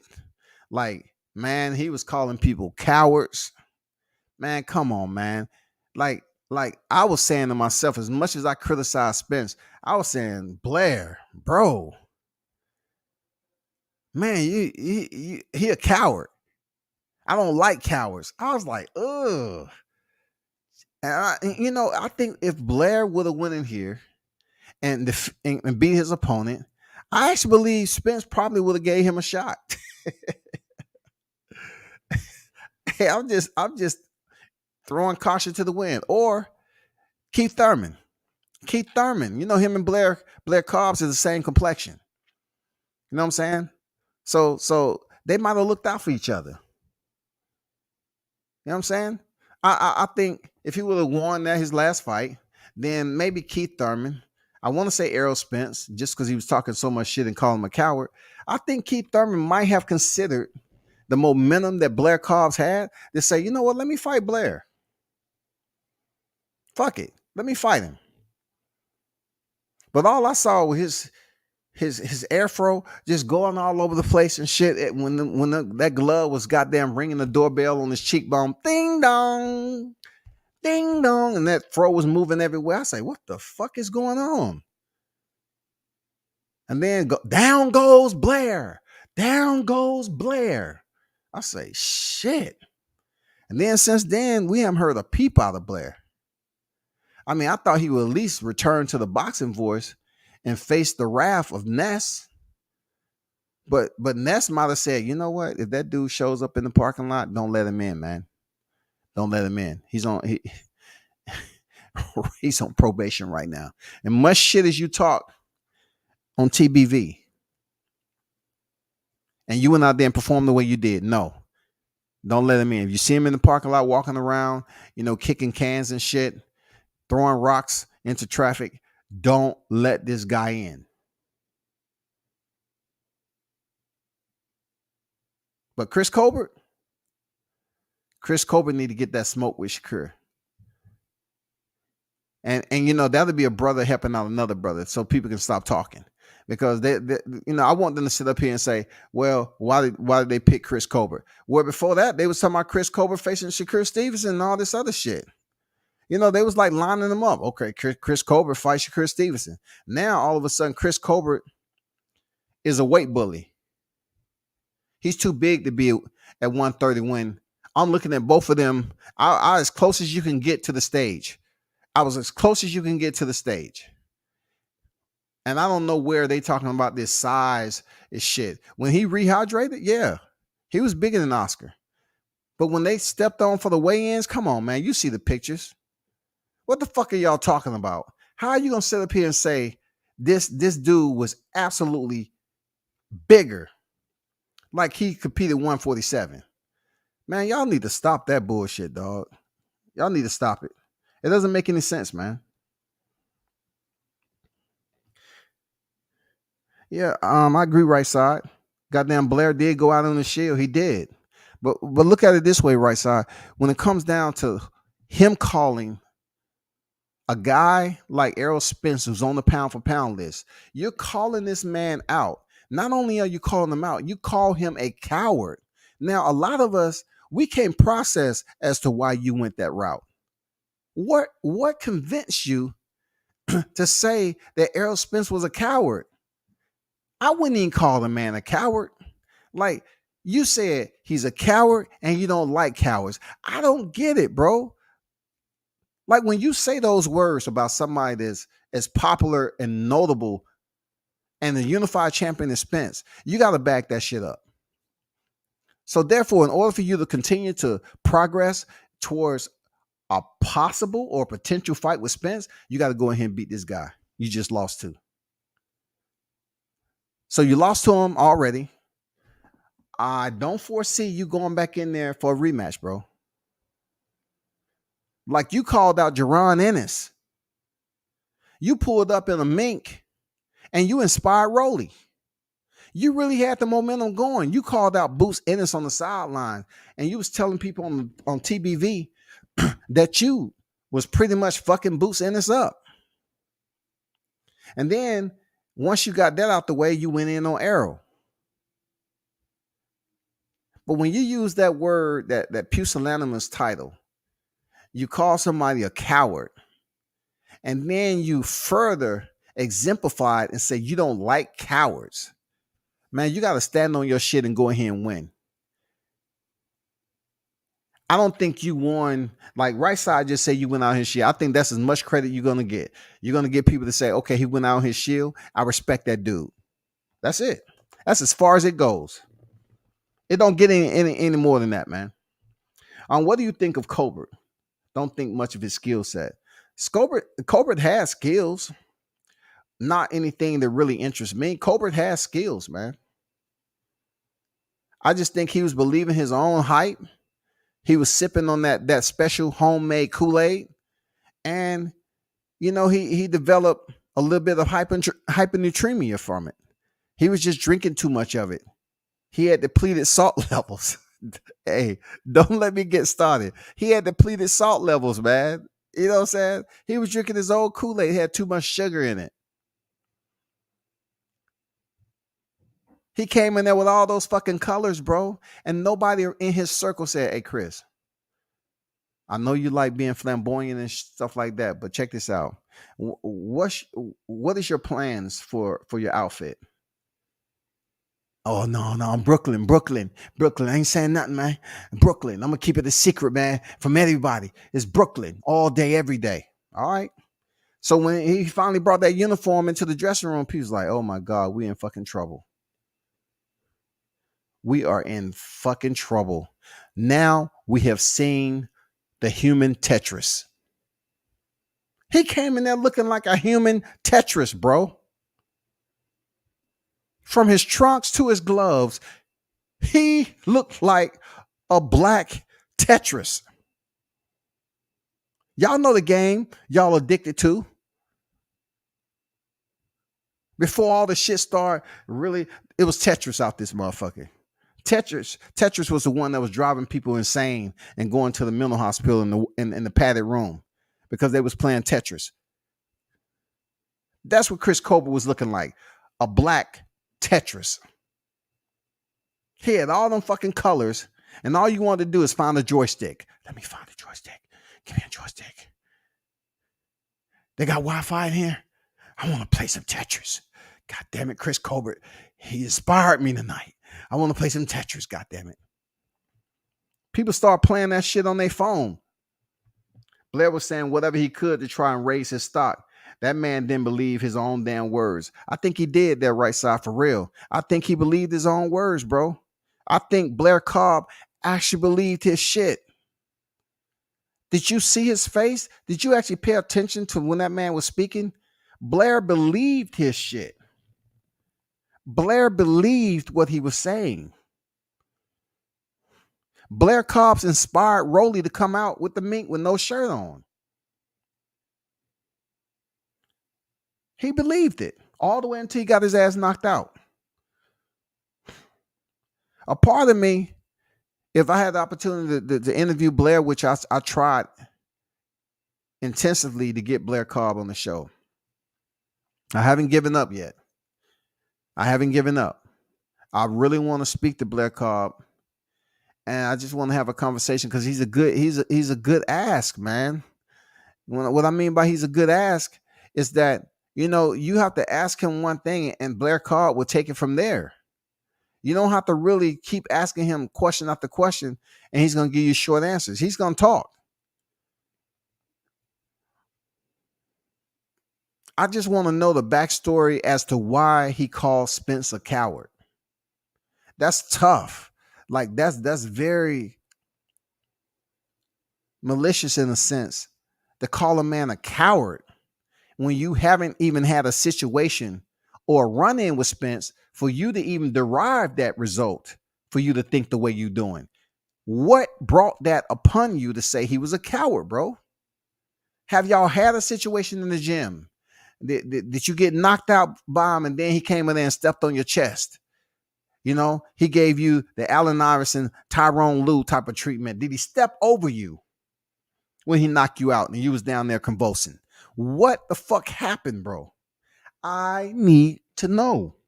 I want to know the backstory. That's all. I agree. Colbert is a decent fighter, but nothing more in my opinion. He's decent, bro. We line up on that. He's decent. Now I knew Chris Colbert was, I even said this before he lost. I knew he was heading towards an L. I've seen him down here, and people always ask me about my support of fighters. I totally despise Chris Colbert, man. He's an arrogant, egotistical narcissist, man. That's what that dude is. You know what I'm saying? And the way he was acting down here in the ATL was just like, it was over the top. When they had the celebrity boxing channel, he was over the top. I'm there. I'm one of the only media. Like, I really know. I'm talking to people, and they wondering how I know so much information about him. Chris Colbert pulls up. He's with Zab, and he's with another guy, right? And I said, Chris Colbert, welcome to celebrity boxing, man. How you doing? He ignores me. You know what I'm saying? He's busy feeling himself. He's in the presence of Zab Judah. So I say, hey, Chris, you know, your next fight coming up, this, and this. He ignores me. I said, all right. So I said one thing. I say, hey, appreciate you. Good seeing you down here. You know, Chris, you have any final words for your fans? Anything you want to talk to them? You know, he just looks at me and then he walks away. So, of course, the people that he was around probably told him, like, why did you do that? Like, what's going on with you? Not only that, when he started to coach, what's her name? The female reality star. He was talking to that female like he actually believed that she was a boxer. The chick ain't never boxed a day in her life. He was going ballistic in the corner. You know, he was going ballistic. He was just giving her instructions. It was just insane on how theatrical he was. I took some pictures of him, But I say, you know what? I'm not gonna goddamn record this shit and put it up there. How insane he acting. He was really embedded in giving her instructions as if she was understanding what the fuck he was talking about. The fight was decent for celebrity boxing. It was two females off the celebrity show. You seen them. But the way he was being so theatrical in the corner and the celebrity boxing, he was up on the apron the whole time. You know what I'm saying? Like he was just doing too much, bro. Old saying talent without hard work equals nothing. I agree. And you know what? We can't put Chris Colbert outside the circle when you talk about that saying right there. I agree with it. We can't put him outside the circle. He definitely deserves that. And they still going a box of crayons. Thurman would have been more likely. Arrow is going after that Bud bag. Yeah. And I was talking more so post, you know, post, because he can fight Blair Cobb with no belts, and it'll be more so on a level playing field. They both won't have championships or anything like that. So I was talking more so post Crawford. You know, he go in there and take this ass whooping, and then he can heal or whatever and get medically cleared because he's going to be on suspension. Okay. He's going to be on suspension after he step out of there with Crawford. After he gets over suspension, gets back in the gym, Blair Cobb would have been a nice tune-up for him to get back in there and face somebody else at 54. Because I'm pretty sure Crawford is going to retire his ass from 47, and then he's going to move up to then 54. The bad thing about that is that Crawford, he steps on Errol Spence, he's going to move up to damn 54 too. So it's pretty much the home stretch for these two guys. And it's bad all the way around because then when Crawford and Spence moves up to 54, that's going to be one of the most dangerous divisions in boxing. Seriously.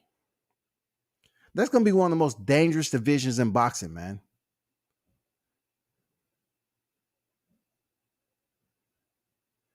And we can't say enough about Jermell Charlo and how he's sitting up here and crying about everything when it comes to the welterweights calling him out. At the end of the day, if I really want to be petty, he's a welterweight. He's a super welterweight. So how are you gonna say, oh, the small guys? Should we count how many pounds that's in between welterweight, the super welterweight? 1 minute Mel say, he should just do this. He should fight my boy Spence, this, that, and the other. And then, when Crawford calls him out, he comes up with all these other restrictions. You know what I'm saying? He don't want to automatically give that man and say, you know what? He come up here, I'll fuck him up. Make the fight. I get past Castano. Okay, bud, I give you the fight. But we all know that Charlos isn't about that. They isn't about that shit. For real. He isn't about helping out another brother eat, just like Mike Tyson said. What Mike Tyson say to Jamal? What did Mike Tyson say to Jamal? Mike Tyson said, let the brother eat. Brother's supposed to eat. Give it your brother Jermell Charlo and tell him that brothers should eat. Errol, he should fight Errol. He should fight Errol. They should make money together. That's what Mike said. That was before he said he should call out the Mexican monster. Oh my God, man! Mike Tyson fucked them Charlos up, man. I'm serious. Mike Tyson did that shit, man. Only Mike Tyson can do. He's been listening. He know how much nonsense they've been talking. Mike said, hey, man, call out his name. Come on, man. Get me. Goddamn, call out his name. Call out his name. And he say, you know what it is? It's the hitman, Jamal. Man, I don't want to hear that, man. Say his name. Say his name, Jamal. Don't nobody want to hear that soft shit like Adrian said. They want to hear you call out his name. Oh, when it comes to calling out his name, he says clout. I don't want to give him clout. No, look, David Benavidez don't need any clout. He has clout. That's why people know you're ducking. And then Jermell Charlo coming in here saying he don't want to fight Bud. And then he turned around and say he'll fuck him up. Which one is it going to be? You going to fuck him up? or you don't want to fight him. Now you have to deal with Boots, Virgil, Standionis, Batayev, Ellis. People still looking for Rashidi to get that fight. You know what I'm saying? They're still looking for him to get that fight. And Virgil Ortiz, in my opinion, he's proven he has toughness, man. Virgil Ortiz has proven he has toughness. He's been through adversity in 2 fights now. 2 fights. And he's weathered the storm and got out of it. Maurice Hooker, Kavalauskas, he weathered the storm. But no one's talking about Virgil Ortiz and what happened to him when he stepped in there. But they'll bring up the shit with Crawford. That's how motherfucking hypocritical this shit is. They'll sit up here and say I'm talking bullshit, but knowing damn well that the shit be linking up real nice. Like Virgil Ortiz has proven himself that he's tough. Now with Jaron Ennis, we've yet to see his breakout fight. His breakout fight was not Thomas Delorme. His breakout fight was not Sergey Lipinets. Let's stop it. So they put Boots at the front because they believe that Boots is the next coming. You know what I'm saying? They believe Boots is going to pick up a championship. But you have to understand one thing, fight fans. Boots Ennis is not going to be at welterweight that long. You want to talk about a guy who has really solid physical composition to fight at a weight at 47 to be much bigger on fight night? That's Boots Ennis. I don't foresee that he's going to be there. Once he pick up the title, whenever that is, I don't see him being there that long. If you are my friend, let's fight and make $10 million together. Oh, that's what I'm saying. $10 million a good bag, ain't it? I agree with that, Sheldon. $10 million is a damn good bag. But when you have Jermell Charlo getting in there and saying some shit in the media and saying that if he win the belts, he'll vacate him, and if Spence really want him, he can fight for him. That's shit that in my opinion, they don't give a fuck about anybody except themselves, bro. They don't care about nobody else. They don't care about allowing another brother to eat with a $10 million bag. You know damn well Jermell Charlo fight Terence Crawford or Errol Spence. Like, once again, if Jermell Charlo fights Terence Crawford or Errol Spence, that's going to be the best numbers he ever did in his career. That's going to be the best numbers he ever did in his career, because he is a true 54. And then you have 2 guys who are on the pound for pound list, but Jermell Charlo isn't. Jermell Charlo hasn't been on the pound for pound list, but yet you have 2 individuals, regardless if Errol Spence loses. I don't believe if Errol Spence loses, he's going to come off the pound for pound list off 1 loss. I don't think so. But then you take 2 fighters in the same division that's been on the pound for pound list for a long, long time, and they step up and they fight Jermell Charlo. That's going to be the most numbers Jermell Charlo ever do. That's going to be the most money he ever make. I'm pretty sure he's going to try his best to deplete the fighter and make it difficult during the negotiations. I just think it's going to be a crock of bullshit, dog. I'm just saying. I want to see it, but hey.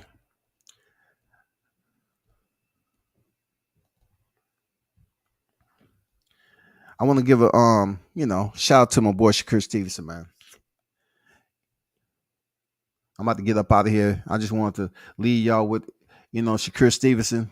And of course, it was a good fight. Look at this picture right here. Do Shakur Stevenson look that much bigger than Oscar Valdez? Does he look that much bigger than Oscar Valdez? Like, what am I looking at? Are y'all niggas drinking? Are y'all drinking? Saying that Shakur Stevenson is too big for the 130 pound when he balanced the scales at 130? Did we not praise him enough, man? Even though he's missing the WBC title, he has a shirt with it. You know what I'm saying? But it would have been good for him to have the WBC at the presser. And let's not forget that Shakur Stevenson showed up to the press conference and his belts wasn't even there yet. He's like, where my belts at? Where my belts at? His shit was all fucked up, man. They need to give him a redo. I hope he doesn't get discouraged because this was a big moment for Shakur Stevenson. He came to the press conference. He didn't have his belts. And then they give him the WBO and the ring. And with no WBC, he only answers a few questions before the chaos erupted outside. And once he recognized that voice being his mother, it was a wrap. He was out. He was done. I don't think he would have been able to return to the presser and speak if his mom was still outside them doors. Nah, it wasn't gonna happen. So being it was getting late, they shut it down, and no one seen Shakur after that.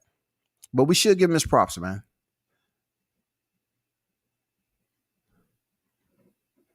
And shout out to Keyshawn, man. Keyshawn doing his thing. He's growing as a fighter. And, keep your eye out for him, man, as he continue to win. And, last but not least, y'all remember it's a yak-free Team Bud Crawford over here. You know what I'm saying? No yak while you getting ready for training. You know what I'm saying? They say Errol Spence was back in training immediately, right?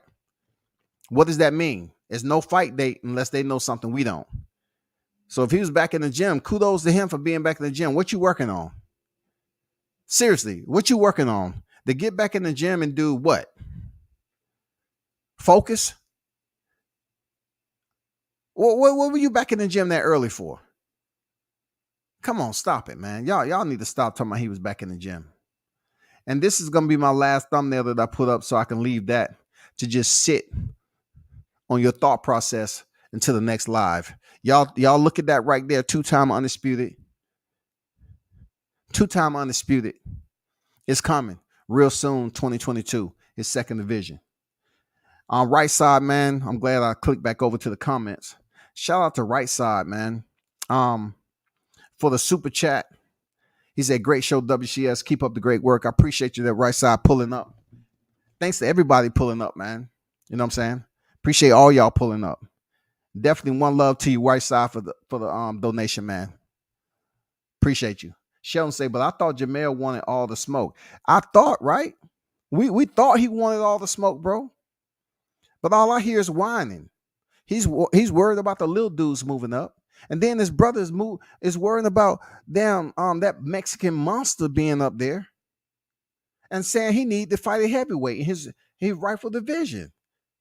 What is going on over there in Texas, man? Like, dude, I know the Charlo brothers isn't as big as Errol Spence Jr. We definitely know that. But when it comes down to the Lions only, now this is gonna fuck y'all up, right? Because you're talking about somebody who loves animal shit. This is crazy. When I think of Charlos and people that use lions and shit like that, y'all know when it comes to lions that the females do the hunting, right? I don't even really have to go into detail about where I'm going with this. You know, when it comes to lions, you know the lioness do the hunting, right? And then the male lions go in there and start to eat when it's all said and done. And then after they gorge off that carcass, they go to sleep. I'm just saying, you can put anything and everything you want in between that on where I'm going, but it's a lot of whine and crying, dog. Like they're entitled to shit. Maybe they should do the hunting on their own. Maybe these two lions need to hunt on their own. Because you didn't have look, Jamel Charlo didn't have a choice with Brian Castano. It was a draw. They had to go back. So depending on how Jamel Charlo looked with Brian Castano, man, that's going to be very interesting. Ooh, wee. Look, usually you go in there and you say to yourself, like, it's going to be some people up here that's supporting Jamel Charlo. I don't know, man. I don't know if it's going to be a lot of people cheering for Jamel to go in there and beat Brian Castano, because Castano went in there and fought. Like he was lighting Jamel Charlo up. So I don't know if Mel is going to have individuals that's really rocking with him just so he can go in there and beat Brian Castano. And then hopefully we get to see him fight one of these welterweights. But that's asking too much, bro. You know why it's asking too much? Because we don't have a fight yet a fight date for Spence Crawford. We really want that. We don't know when that is. We hoping it's in 2022. We're hoping. And then we can talk about somebody moving up to fight Mel, but I don't see. I think it's pointless because he keeps on crying about the same shit. 3-time lineal, sir, be a challenger. Just imagine him stepping on Spence, getting undisputed at 47, and then going up there and shocking and doing the same thing Tony Harrison did to Mel Charlo. Come on, man. But the only thing, in my opinion, when it comes to Tony Harrison and Crawford, I believe Tony Harrison has better defense. I'm talking about in the Charlo fight.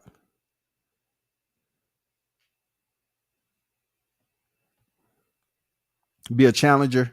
Yeah, D-Ray, you know what I'm saying? He said be a challenger sometime. Sit down and be a challenger. Take less money. Humble yourself.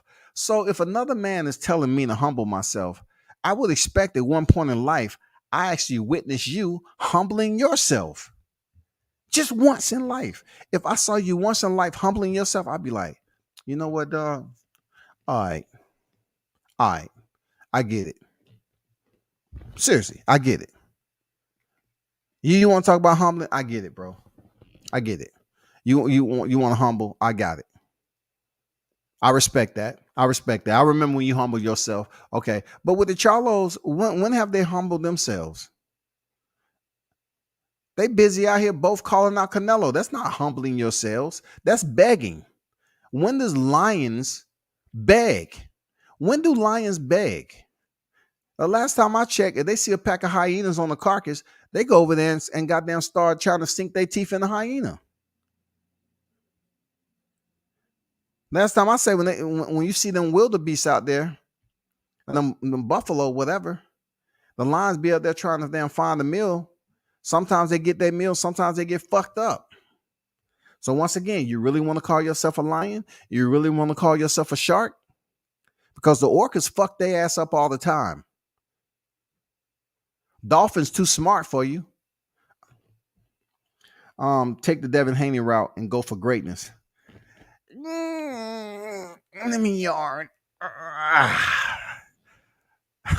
I knew I couldn't go a whole live without that coming up. And I'm glad somebody finally mentioned it. I'm really hoping Devin go in there and get this shit. Real talk. I really want to see Devin win this because on my part, you know how I criticize his resume. That's past. The reason why it's past because he's fought Jorge Linares. You know what I'm saying? He's fought Yuriorkis Gamboa, Jorge Linares, and then he fought Jojo Diaz. He's far past the Alfredo Santiago's and Zaud Abdullayev, right? So now we're talking about post Teofimo. Teofimo Lopez didn't fight him. He chose Kambosos, lost. Now he gets his shot. He said he'll go to Jupiter to fight him. No, you don't need to go to Jupiter. You going to Australia for 2 fights. A lot of us over here is pulling for Haney to run the gauntlet. It's going to be incredible if he's able to do it, but we're pulling for him to run the gauntlet. You know what I'm saying? If he's able to go in there and get the first win, because it ain't no second one. If he lose, it ain't no rematch. He go in there and get the first win, then he goes back for a second time to defend the titles. But what's crazy? He wins the first one. He would have been the first to do it in the lightweight division in boxing, period. Devin Haney would be the first undisputed champion to hold the franchise belt with the WBC, with the WBA, IBF, with the ring, and with the WBO title. He would be the first to do it in boxing. Real talk. Do your research. He'd be the first to do it. The first. Because like I said, I put it out there to Team Haney. I know you said you weren't fucking with the franchise belt, but they know in reality, they would be the first to do it. They would have the franchise all the way down to the WBO. And everything else in between. He would be the first to ever do it. So he'll go down in history. In my opinion, he would go down in history higher than Teofimo Lopez. Regardless if he went in there and fought Vasyl Lomachenko. In my opinion, he would go down higher than Tio because Tio did not have Devin Haney's belt. That's all I'm saying. He did not have Devin Haney's belt, but he was still undisputed. I always call Tio undisputed. Why? Because the the higher echelon that Mauricio Suleiman placed that belt, that franchise belt. He placed it at a higher standard and higher value than the belt that Devin Haney had. But Devin Haney can come from behind and win all the accolades if he go in there and defeat Kambosos the first fight.